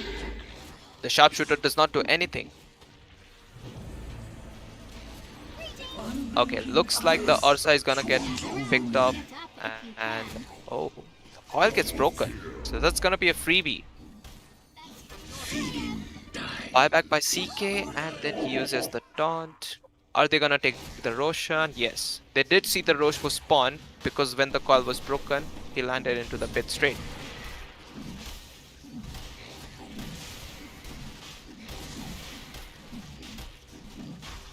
Roshan has fallen to the Raven. That's a lot of wards used for just one triangle, you know? Like we have one vision, we have two vision, We have 3 vision. And that leaves you the rest of the map all Dire's dark, middle tower except for is this under part, attack. which is not much neutral camps covered. All of them are spawning soon. And Bristleback just beating on the tier 2 tower by himself. Has the Aegis, so he is the safe lane position 1. I did expect the CK to be the position 1, but that's no problem. Interesting.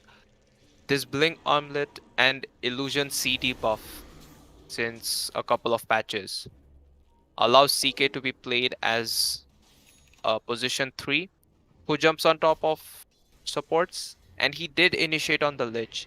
Lich was completely off guard. Lich must have thought that they have the vision advantage, but even the opponent had the vision in this fight.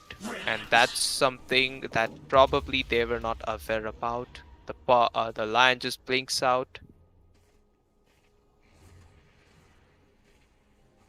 Alright, so the 8k net worth lead is attained by Team POG. This Medusa is getting bigger and bigger. The Stone Gaze of Aghanim Scepter by Mystic Snake can be interesting, can be useful, especially if Lion or Puck get stunned. They can be killed very instantly and become a victim to Sinister Gaze. I feel like the Lich should start maxing the Sinister Gaze, considering that they don't have much catch. Night Stalker is having his BKB already, is gonna go for the Blink Dagger. Does he decide to pop the BKB and TP out? BKB cannot be used because it's an Aghanim. Decides to turn on the Lion. He actually can kill him, and he does. Oh, great sidestep. Ah, beautiful. Amazing scatter blast by Jay Wu. I like this. He did read the fact that he walked backwards because of his Night Stalker ulti. It's Dark Ascension. I did expect the Night Stalker to consider it a pretty amazing play if he did escape, but nonetheless he got best out of the situation, which is kill the Lion. Let's take a look at the buybacks. Everyone is just trying to farm buybacks. They are considering how strong Radiant are. They're drawing a couple of circles on the map that these areas are not safe, probably. That's the Night Stalker drawing. This Observer Ward is good. Can scout out the runes. Sees everything. Sees the CK jumping into the triangle. Sees their Puck coming in, picking up an Invis rune. The Ursa is ready to fight. The Ursa is still a couple of goals away. A couple of 100 goals away from the BKB. And he's queued the next item as Basher. Are they gonna use a smoke? I do see a smoke on Lich. Glimmer Cape picked up by Lich. He's gonna try to save the Medusa from the heavy magic damage of Mortimer's kisses and Puck hits from Witchblade, Silence, Orb, everything. Can we see the net worth? Of course. I'm so sorry. Okay, I'm not able to keep an eye on the YouTube chat much. But yeah, net worth has been selected. You did remind me to check on that. Alright, so Lion is having the Philosopher's Stone. I wouldn't be surprised if he goes for an Aghanim Shard or else an Aeon Disc even. They decide to use a smoke. They're stepping into... is this smoke scouted by this ward? I do feel like it is. CK is still not getting back. They're Control X pinging that this is not the target we want to go. CK decides to blink out and he just drops a stun on the creep before he blinks out. Now they have all the vision that they need. Bristleback is actually walking into the enemy heroes. He has an Aegis and a Halberd, don't forget that. Does he decide to Halberd the Ursa?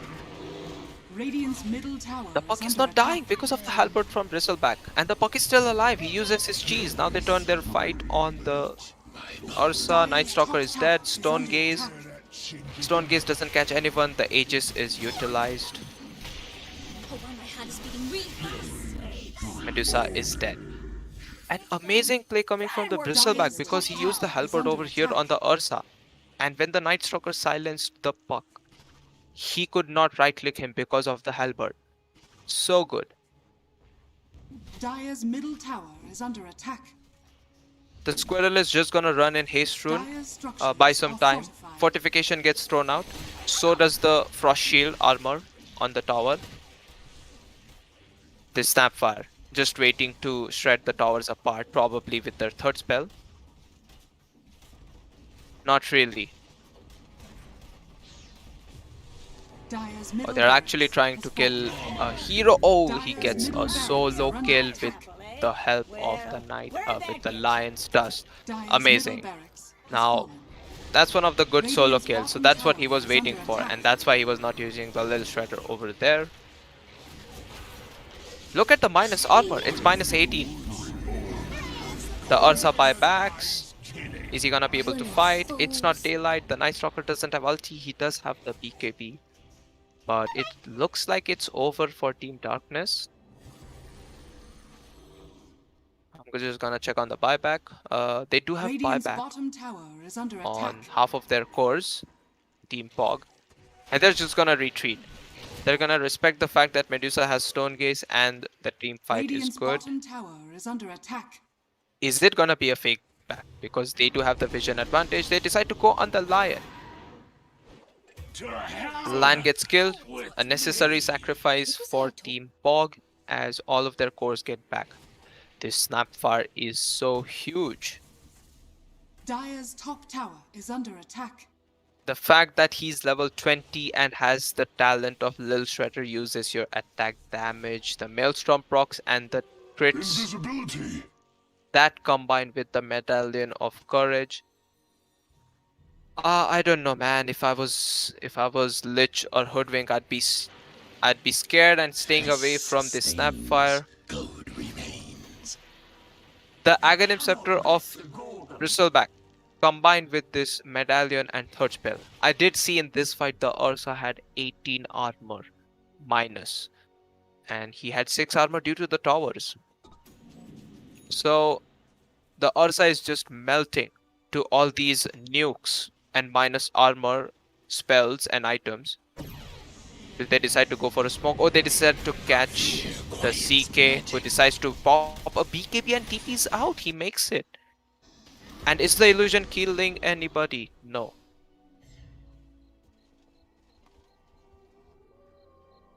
They probably know that there's vision in this area, considering that the Lion died here and the CK was attempted to be ganked here.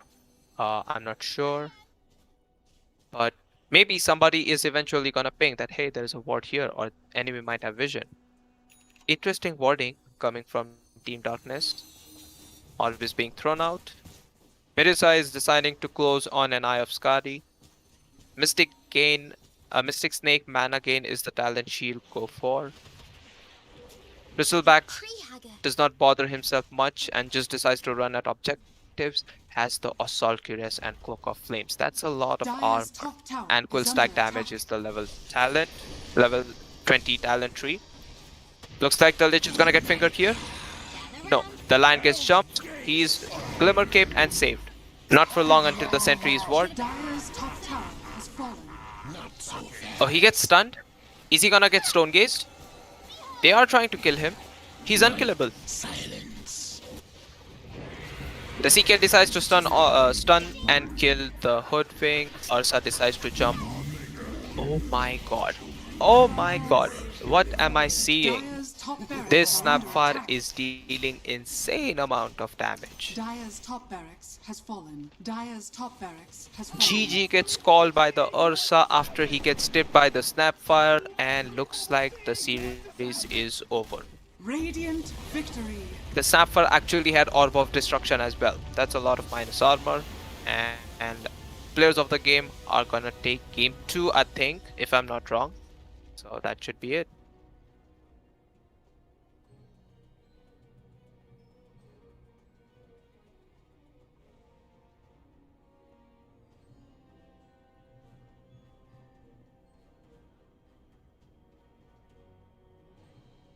Okay, so I'm just checking on the tournaments page, and what I can see is players of the game did take game one and game two as well. So players of the game are gonna go through.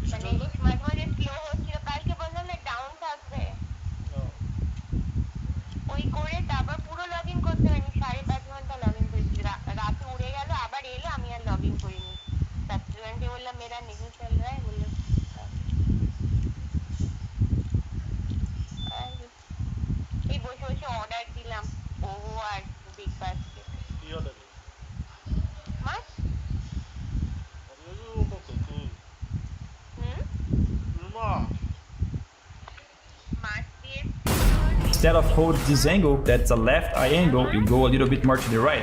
And now you have advantage here as well. I feel like any prediction that I might make about Ancient at this moment is just going to be worthless, because I think whatever people are doing yesterday that worked could be obsolete tomorrow. It's true. That's how it is. So I suspect Gambit will come into this with a lot of confidence. I think they're going to be well prepared, but I don't actually know what that means, because well prepared, like I said, it could be done in a day. All your preparation could be essentially gone. So we'll see what happens. Boomich just pushed up all the way into Lantern towards that B-bomb site, and he's going to get one kill with the CZ, but he gets completely overrun. Now he does realize there are a lot more people there. They're baiting out a shot from Perfecto, and there's a 3-man stack at the B-bomb site, and Gambit have slowed it down, to no one's surprise. No, they do like to chill now. Hobbit kind of taking point with that CZ. Murderous in close quarters, and so it makes sense to want to get into these angles with it. And in the meantime, Axel's found Simple. That was in middle. Now you see Perfecto instantly worried about the push from mid. Him and Electronic are just going to get smothered in the back of the B site. They're running so close. The Glocks absolutely overpowering, jumping around the corner. Definitely style point for that one. Yeah, what a reaction from Groove. Awesome. Now we know why he's got that nickname. CEO, he does it all. His name makes so much more sense now. Can we get a Can we get the replay of Groove as well? I want them, you know, back to back. Well done. Look at this. There it is. I like everything about this. What a baller. And what a strategy from Gambit. Very quick pressure all the way back, and that kill in mid is so important, critical. Fast into A lobby though, Bit with that deagle, gonna find Axel. I don't know if that mid AK. What? Why is he out there hunting with an AK? Gone mad, hasn't he? It's a huge risk. Let's calm down, guys. Don't know if that mid Molotov worked, but we have seen some really crazy mid Molotovs on Reddit that could be thrown all the way over towards Totem. So I don't think that was the one. I think that one was meant for something else. I just don't think it actually landed, but maybe we can find out. It is a 3-on-5, and generally so far with the incredibly small sample size that we have, it's been very CT side of this map. So don't give it back so soon, Gambit. That would be a mistake. Oh, and they're gonna get completely run over. No one dying yet on the Na'Vi side. They're just, this is self-inflicted as well. This is them getting too excited after that pistol round. This is them getting too pumped, too hyped, and then not taking a breath and just breathing a moment, you know, because this is still Na'Vi. You need to slow down that pace a little bit. You have to take Na'Vi seriously. If you start just relaxing a bit too much, Simple. Yep, he's just got nowhere to go. And that starts with Axel off hunting alone in A lobby, close quarters with an AK. I mean, if they've got pistols, this is the last place you want to take this fight. And sure enough, you see their Bit just annihilating them.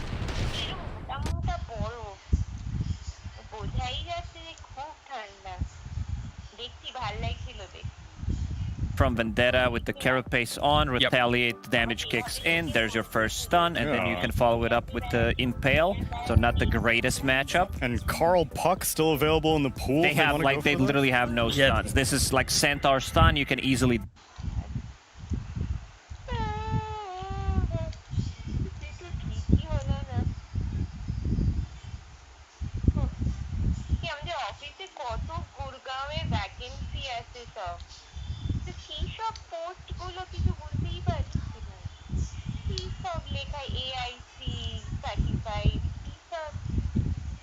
What if you could grab the best career opportunities in cloud computing today? Welcome to our postgraduate program. They say an alliance is as strong as its weakest link. They like to be in quad alliance. That's their headline. It's like they are questioning their premise, but the world is coming to realize the limits of India as a right.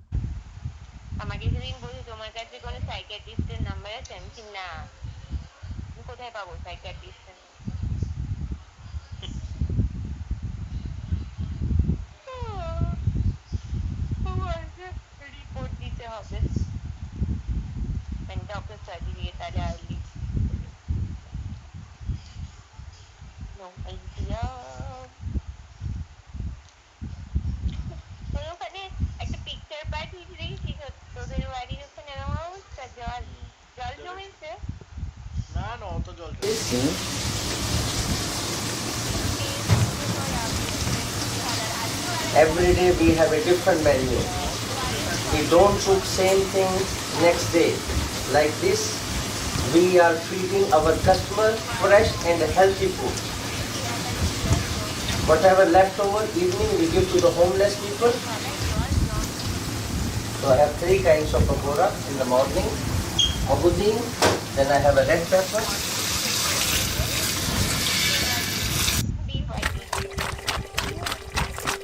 Juice from cashew fruit.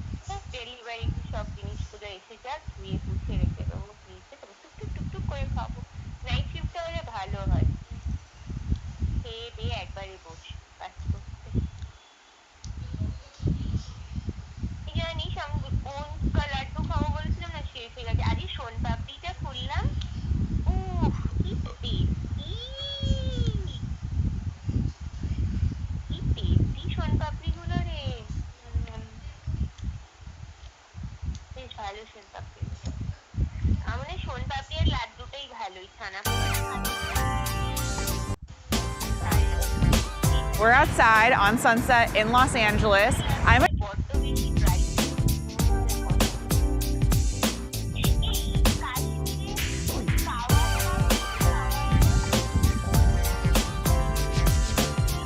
You can find Elio Lopez and his pizza on Sunset Boulevard in LA's Echo Park neighborhood. You'll have to follow him on Instagram to find out where exactly, but you can usually find him in a vacant parking lot between Rampart and Coronado.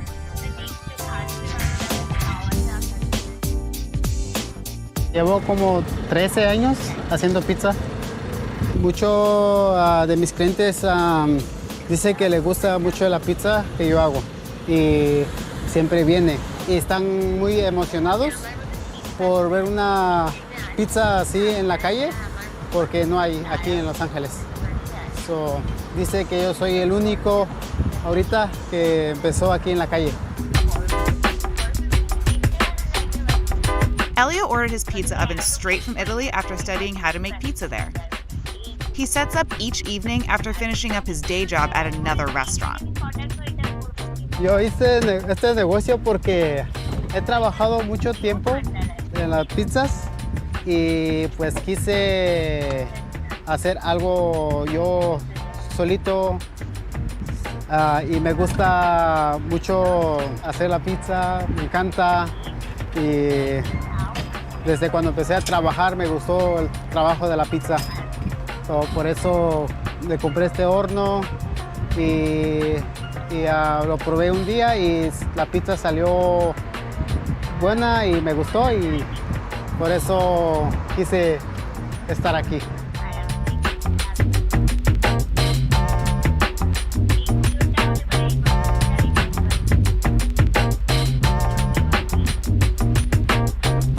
Pizzas start at $10 and you can get almost any topping you want for $1 each. There are classics like sausage and pepperoni.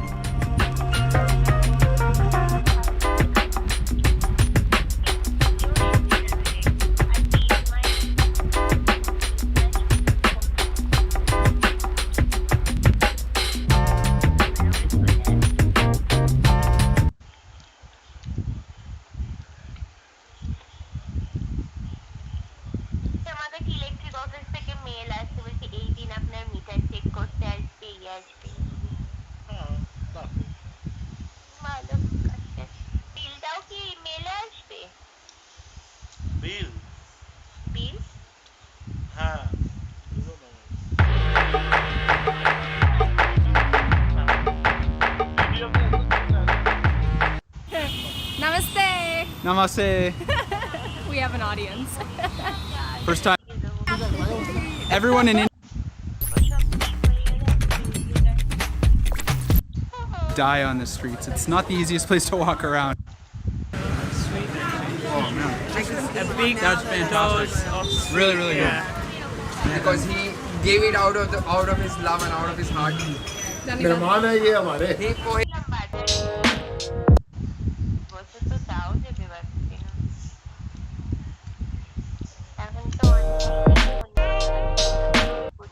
And as was described to us, there are public, semi-public.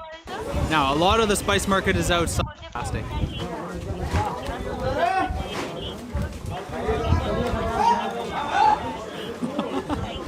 Takes a lot of manpower to move the spices around here too. What a place. This is incredible.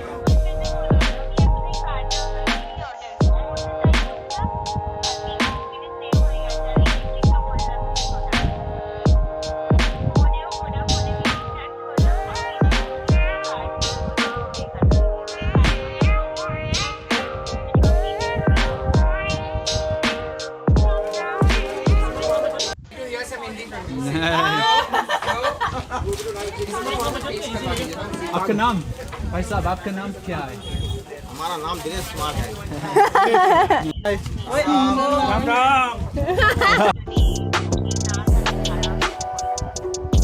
As you can probably tell, including cardamom and sweet and really incredible.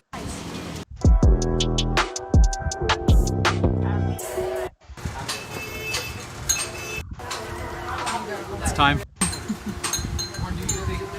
It's crunchy. Wow, really, really flavorful.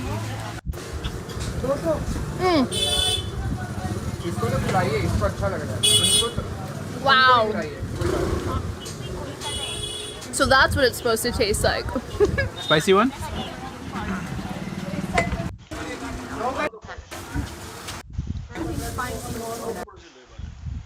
Crunchy and refreshing. Wow. It's in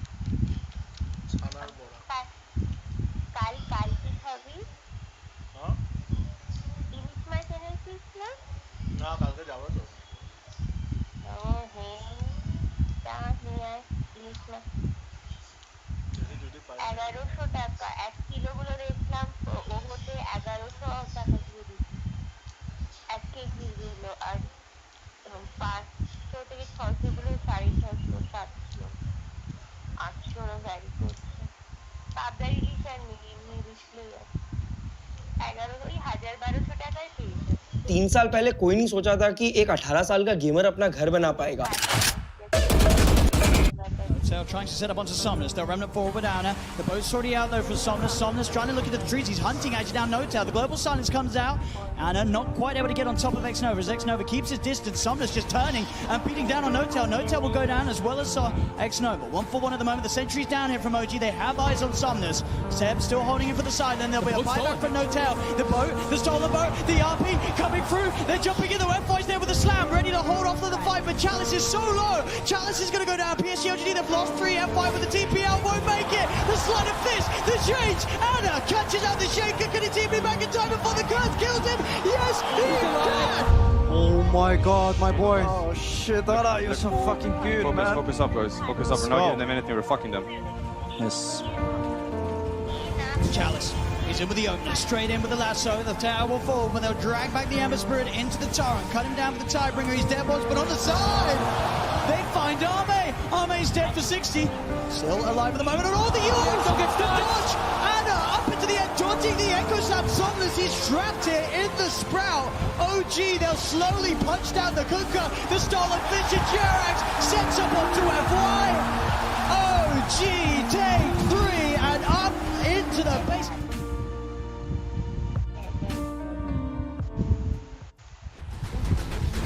Very, very soon to be spawning, Roshan and PSG LGD are well aware. Roshan's up. Looks like only OG knows. Arme and Anna. Indeed, some illusion action. Arme's going to get caught out by the tornado, though.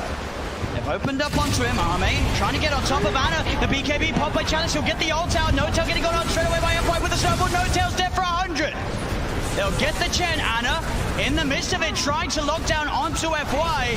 The rest of his team about to come over to get the tornado. Out onto X-Over Seb. Looking for the cool control onto Arme. Has he got it? Arme getting stunned up by the cool snap, but he's able to wait for him up the high ground. Thompson blinks in. He gets the hex up, but FY with the snowball save. They get the bash out. Soldiers will be able to find the IO, but they're fully low LGD. That's Soldiers dead for 2 minutes. They get Thompson. Thompson dead for 2 minutes. Only Anna. Anna, can he do it here? He's at half out.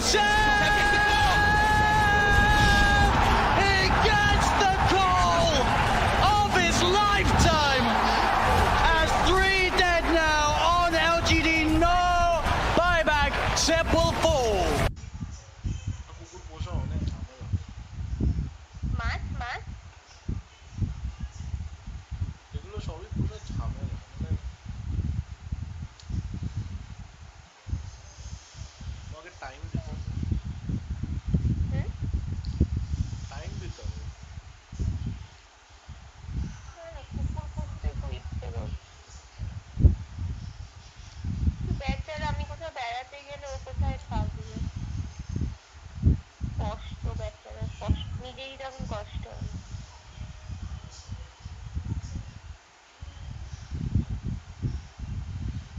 Channel আছে জানো visa to explore বলে এই লোকটা সব জায়গায় ঘুরে বেড়ায় কত সুন্দর সুন্দর জায়গা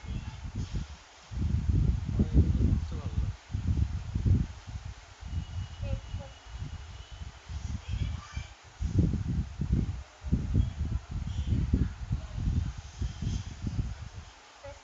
আজকে শোভনদের ছেলেকে দেখলাম বাবা কত বড় ছেলে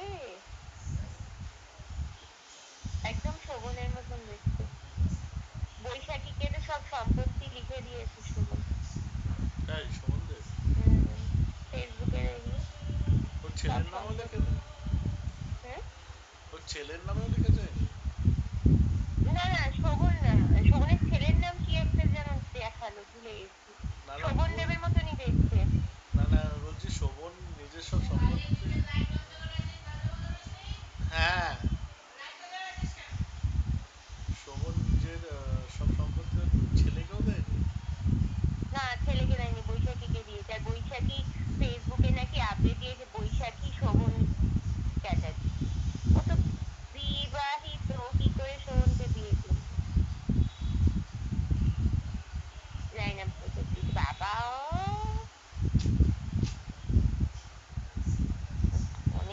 অনেক টাকার মালিক হয়ে গেল দিয়েই বা কি হবে ওরও তো বয়স অনেক হ্যাঁ ফেসবুকে আপডেট দিয়েছে বৈশাখী শোভন নিজের নামে সেটা শোভন বাবা শোভন দেব তো পুরো পাগল ও বুড়ো বয়সে It seems, despite your exhaustive defensive strategies, you still have a bit of a security problem, Headmaster. I'm afraid it's quite extensive. How dare you stand where he stood? Tell them how it happened that night.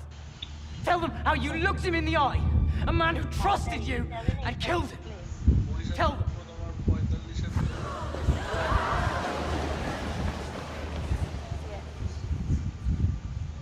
ক্যারিয়ারটাও নষ্ট করলো বৈশাখী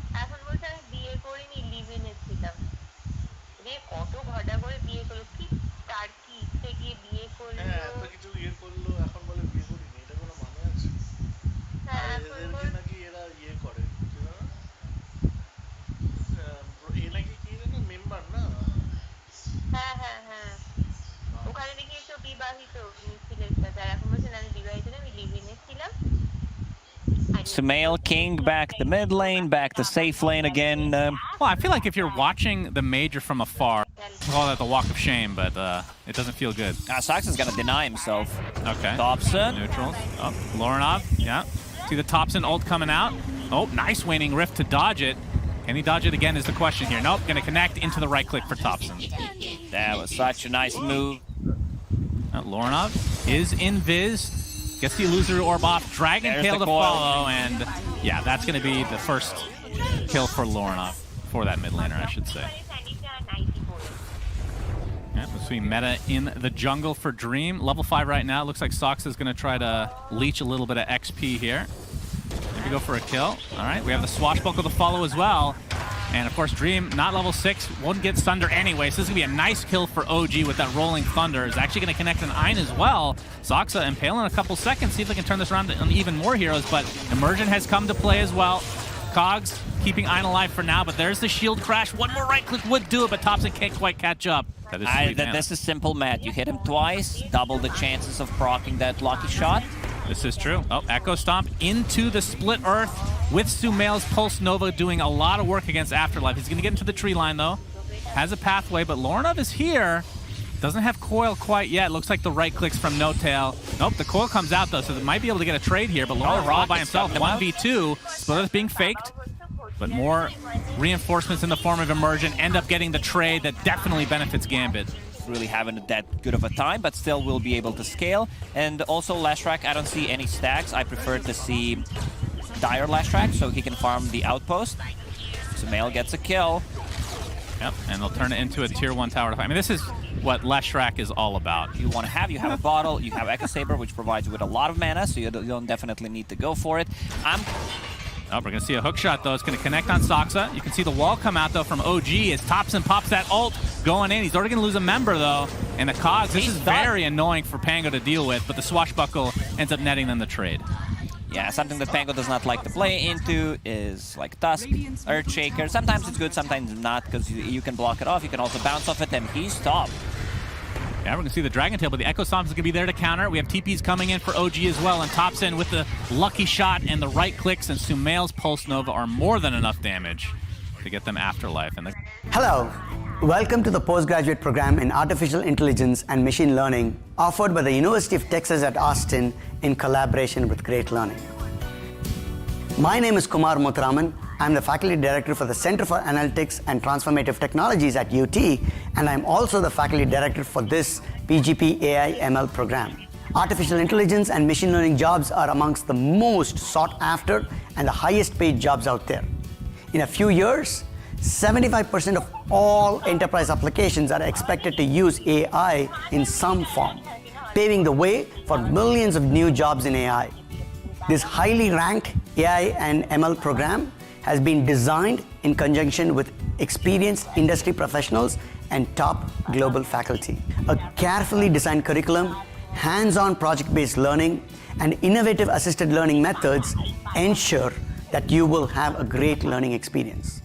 You will learn Python, TensorFlow, Keras, and become more experienced with supervised and unsupervised learning techniques, as well as computer vision, deep learning, NLP, and other cutting-edge technologies. Our program will equip you with the skill sets required to become a machine learning and AI professional and succeed in this new digital economy. I look forward to seeing you in our program soon. Happy learning.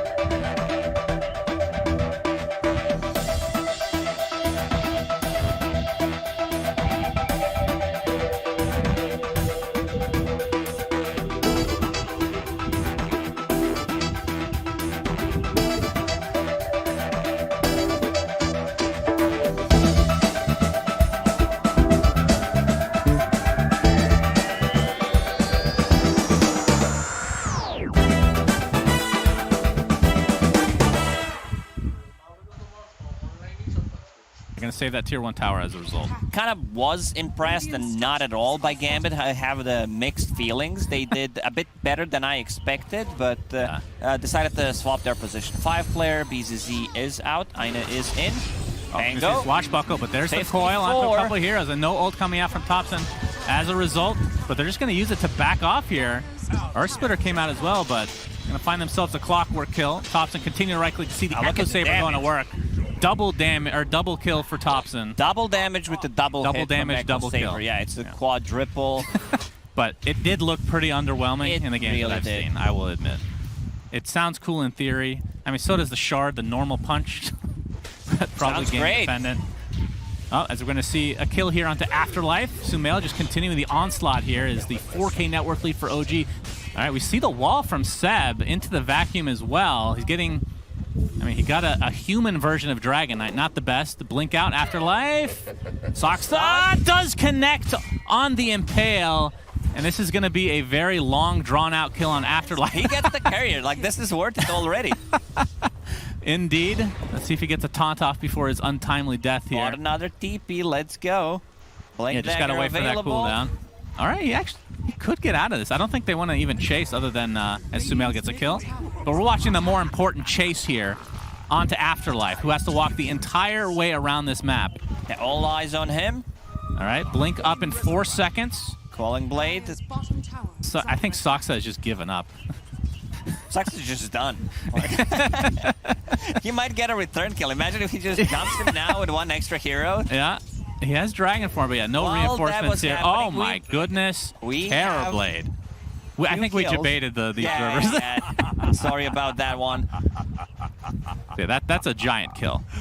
That is a giant kill. I'm going to blame Afterlife here for debating all of us in the end. But then again, like, that stun, it didn't end up netting a kill, but he's been stuck here for so long. He's going to get the Dragon Form off, and finally Lorinov comes to help him out. But again, this is all to try to get Soxa, who's trying to TP out, and is just going to expend Coil to make sure that they can at least get 1 kill, but definitely not a good time there for Gambit. I thought Lorinov is going to give last hit to Afterlife. Meanwhile, all this is happening.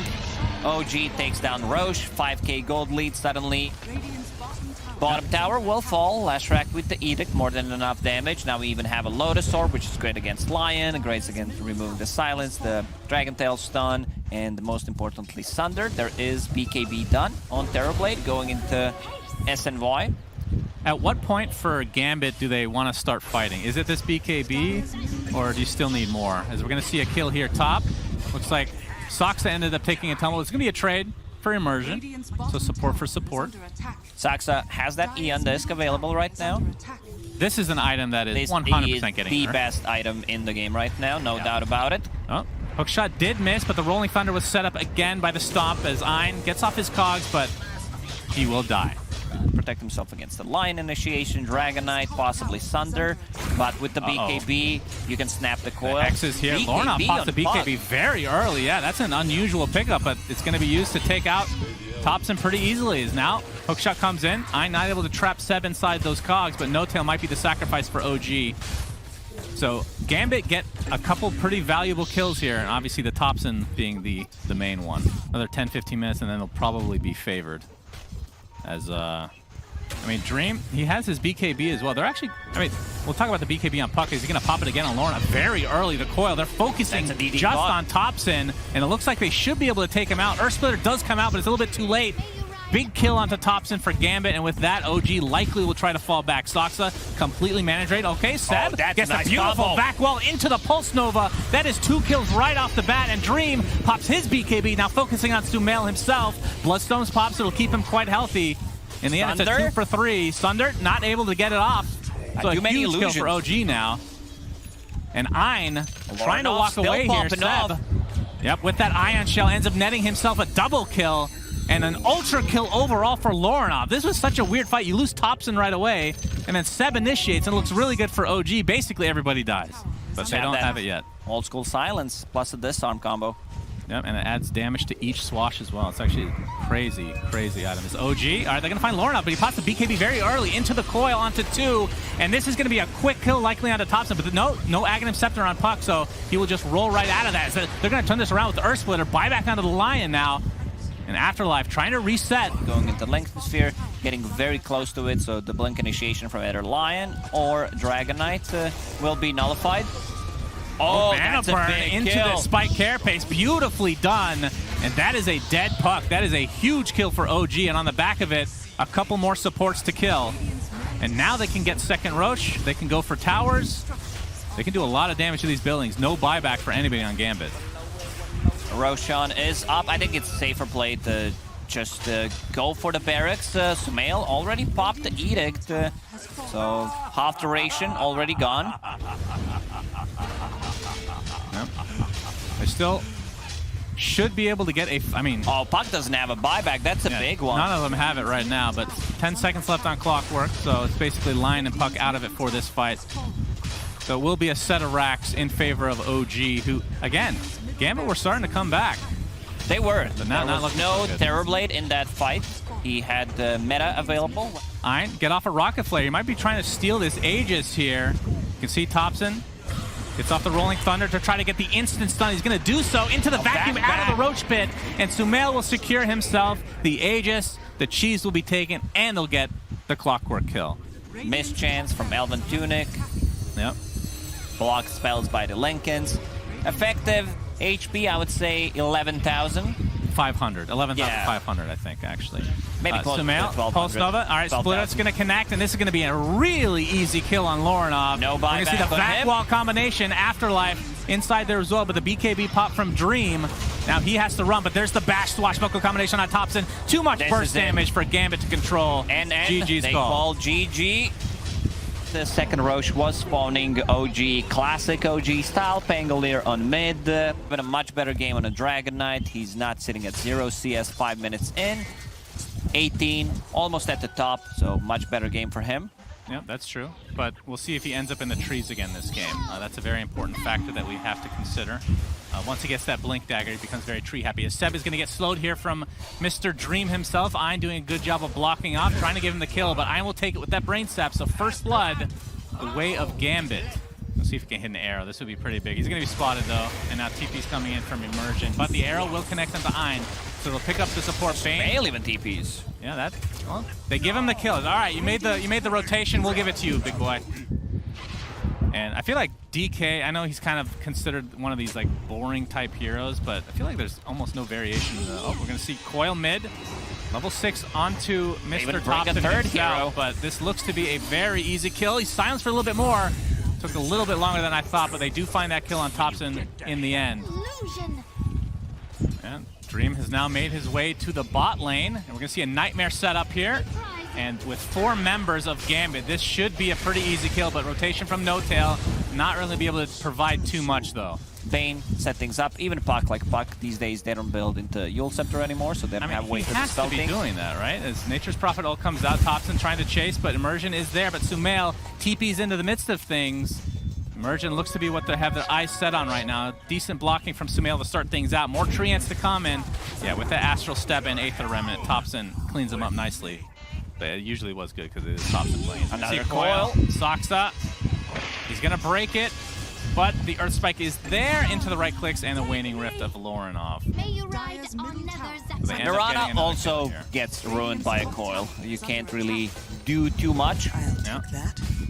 Well, Immersion's going to run right into Sumail. No Tail is in the vicinity, though. Earth Spike to follow. Afterlife. Dragon Tail's there as well. Ein trying to put himself in decent position, but the rotation from Mr. Thompson has cometh.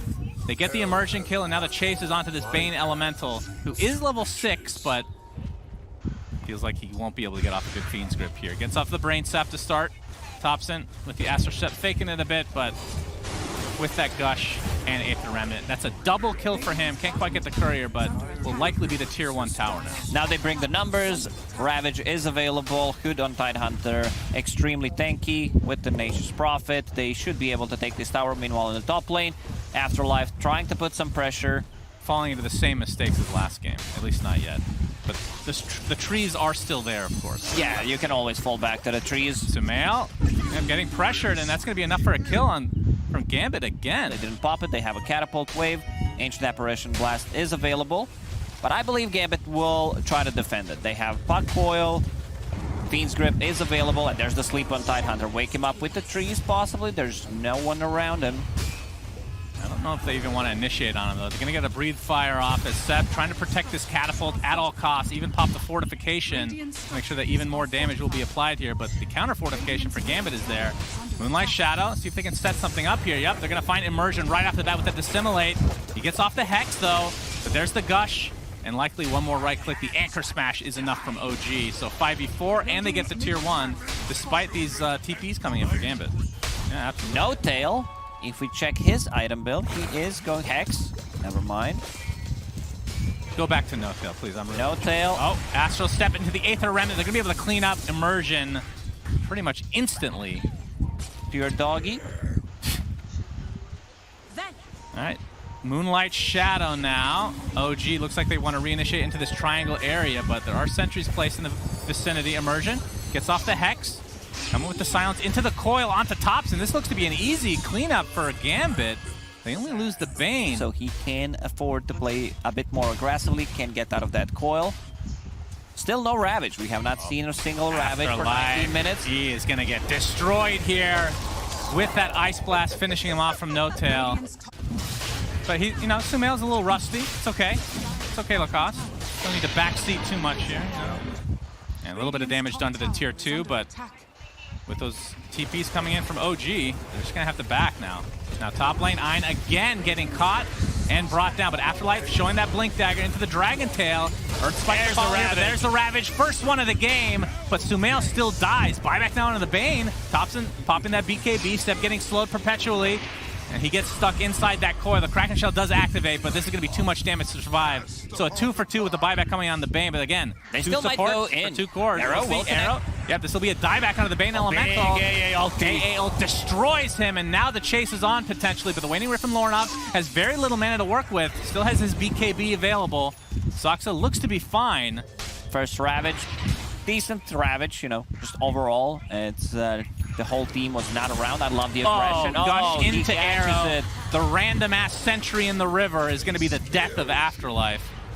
But Sumail working towards a Satanic now, and he is starting to get quite large. Top net worth in the game by far. That Satanic gives him pretty much the second life. Thompson. Yeah, he's going to get initiated on, but there's the Soxa. Yules into Arrow, setting it up himself with the Aether Remnant to take off the Nightmare. And that is going to be a dead Lion. Thompson pops a BKB, chasing Dream right now, but he's in the cover of the tier 2 tower. Ravage in 5. Yep, Seb pops that Shivas again. This time not on creep, says, wow, they just blow up Afterlife. Wrong place, wrong time. But Coil onto 3 heroes. Lorna pops his BKB, but they can't really follow this up with anything. Now that their DK is dead, as we see. The coach is not very happy about this performance. I thought that was a picture, but it was actually a replay. He was not. Very Stonewall there. You know, Thompson able to take out Immersion. Again, the support duo here for Gambit are just food for OG this game. Remember when it was 8, maybe even more? Yeah. So OP. Uh-oh, Afterlife in the trees again, but they're blown up. He doesn't have cover. Okay, now he's surrounded by trees, and it'll be the death of him yet again.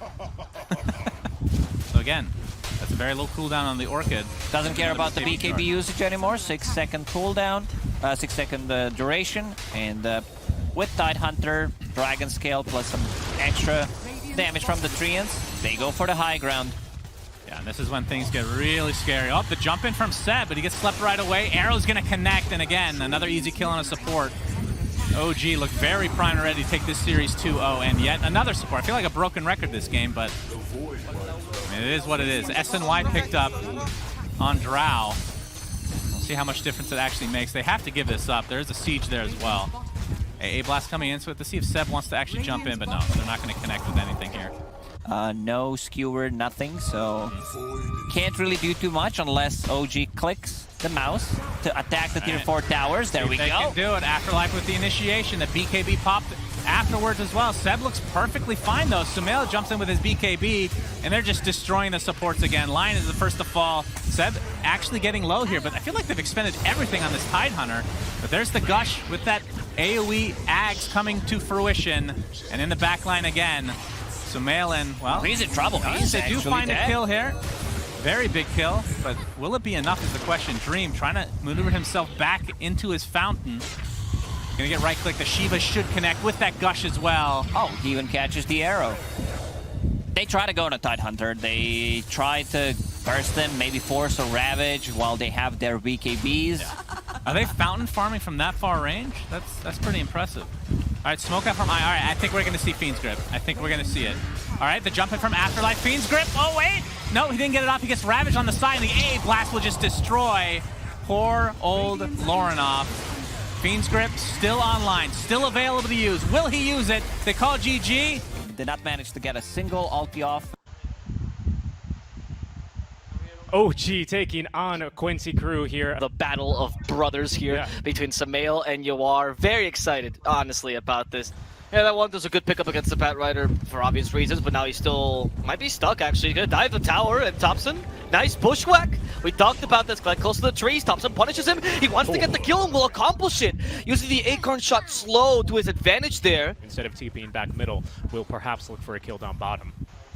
This is the right build against a Naga, by the way. If you go for the Venomous Scale and you max that first, then Naga dispels it with the Mirror Image, so that's not a big deal. Your dispel, though, takes 32 seconds, so you can't... Oh, Lilith's gonna actually do Thompson's rotation. No tail. No tail might exchange his life.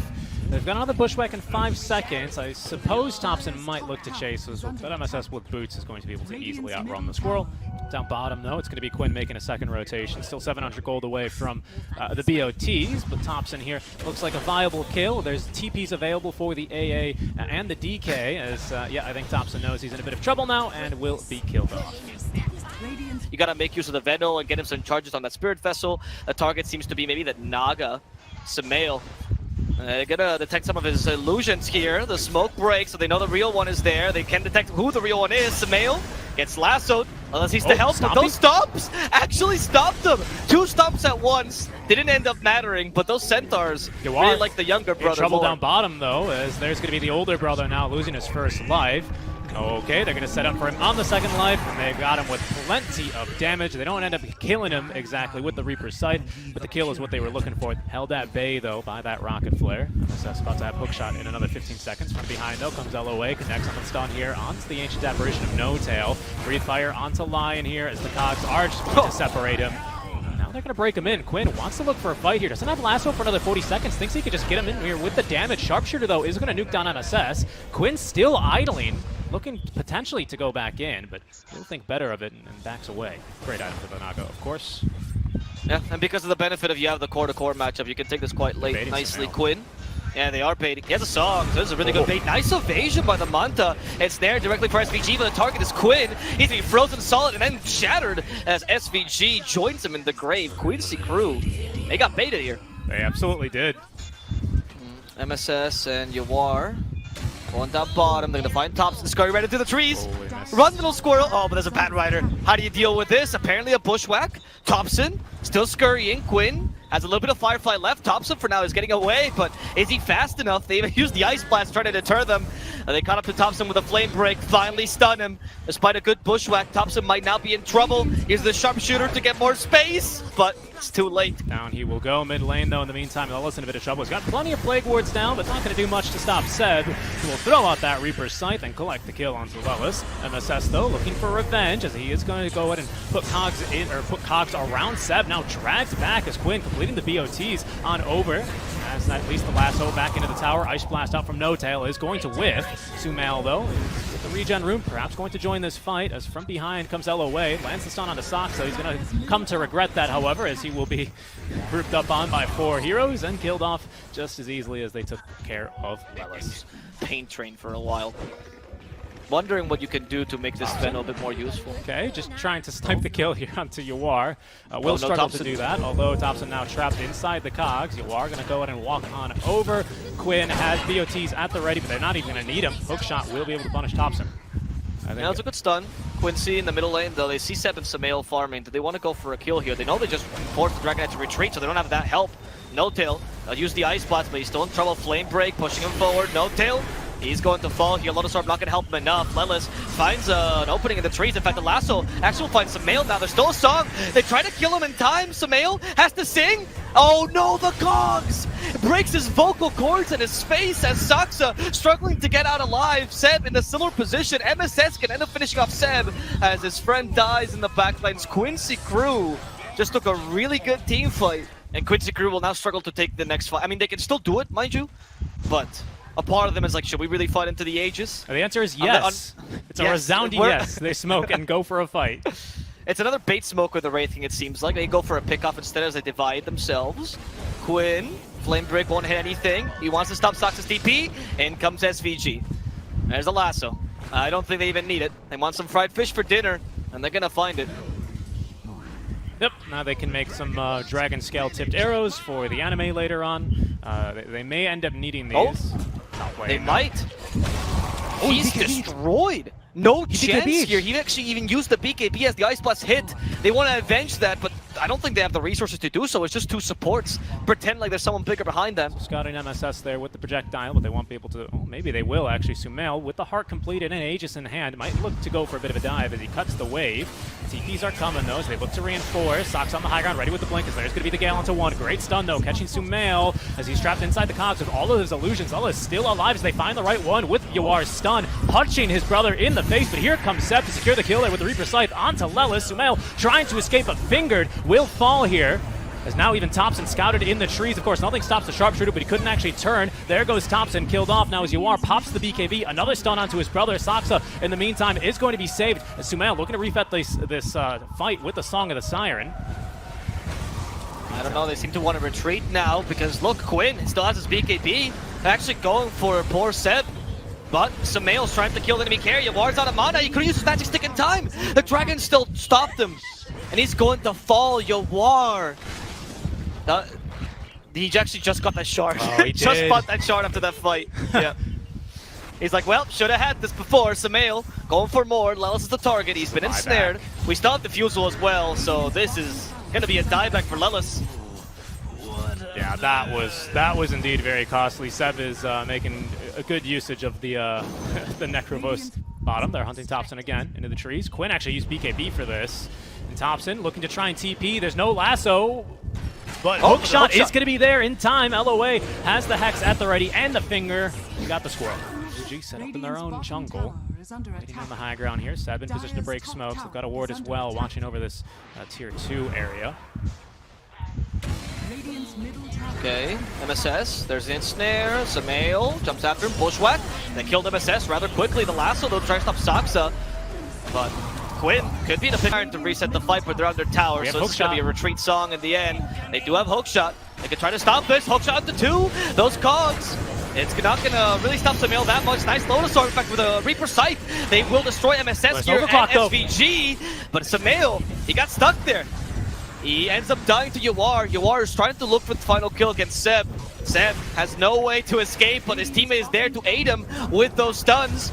The first death here on Yawar, as Seb is looking for the kill on Quinn. He sees it as quite juicy, and Hoodwink, this time alive, can actually help his team. Seb will die for this. Yawar, knowing he's not afraid of anything, will finish off No Tail, but can't catch up to the Hoodwink in time. Quincy Crew will actually hold their own in a really good team fight there, and take them 4 for only 3 of their own. Thompson looking for some sneaky bushwhacks. Not gonna find them though just yet. It seems like the Roshan is just going to fall. Quincy, are they gonna interrupt this? Look at all the illusions trying to block the hook shot. And in fact, they're gonna find a fight here. Hookshot, and it goes directly for Saksa, but he already got what he wanted. They kill an SPG. Quinn trying to go in and stop Thompson, but they've lost both of their supports. Quincy Crew, Thompson just have to buy it back on SVG. Sumail finishes off the Roshan, so it's gonna be Quincy Crew losing the objective and both supports on top of that. SVG had to buy back just for this. Thompson TP'd out of it. Thompson TP'd to the tier 1 in the middle of that fight, so basically now an additional core to the likes of OG, and he's going to be able to, of course, fly right over these trees now using the power of Slyrak. In he goes, but he's going to be surprised to find 3 heroes here. 3 heroes, though, that can't quite kill the dragon. And here's Thompson, Quinn, and MSS falling for the sins of his allies, as Sumail utilizing the song, hoping to catch any late TPers, will be unable to do so. It's Naga or Spectre probably the best heroes to use this songs. Yep, Sushka Spectre with that plus, what, 34% Haunt Illusion talent already? Yeah. And Naga has the +1 Mirror Image Illusion, and now the extra illusion for Illusion Escape. Look at this push! Oh no, so many Nagas. Yawar was already having a headache with 1. Yeah, it was 6. And the reason we're seeing this now is because we don't have the Lion. Lion is the way to stop this from happening. Yes, it's true. What else will you do if you can't suck the illusions? They even vesseled the illusions just to make sure they could get the tower. Or sorry, Guardian Greaves, my bad. Guardian Greaves, yeah.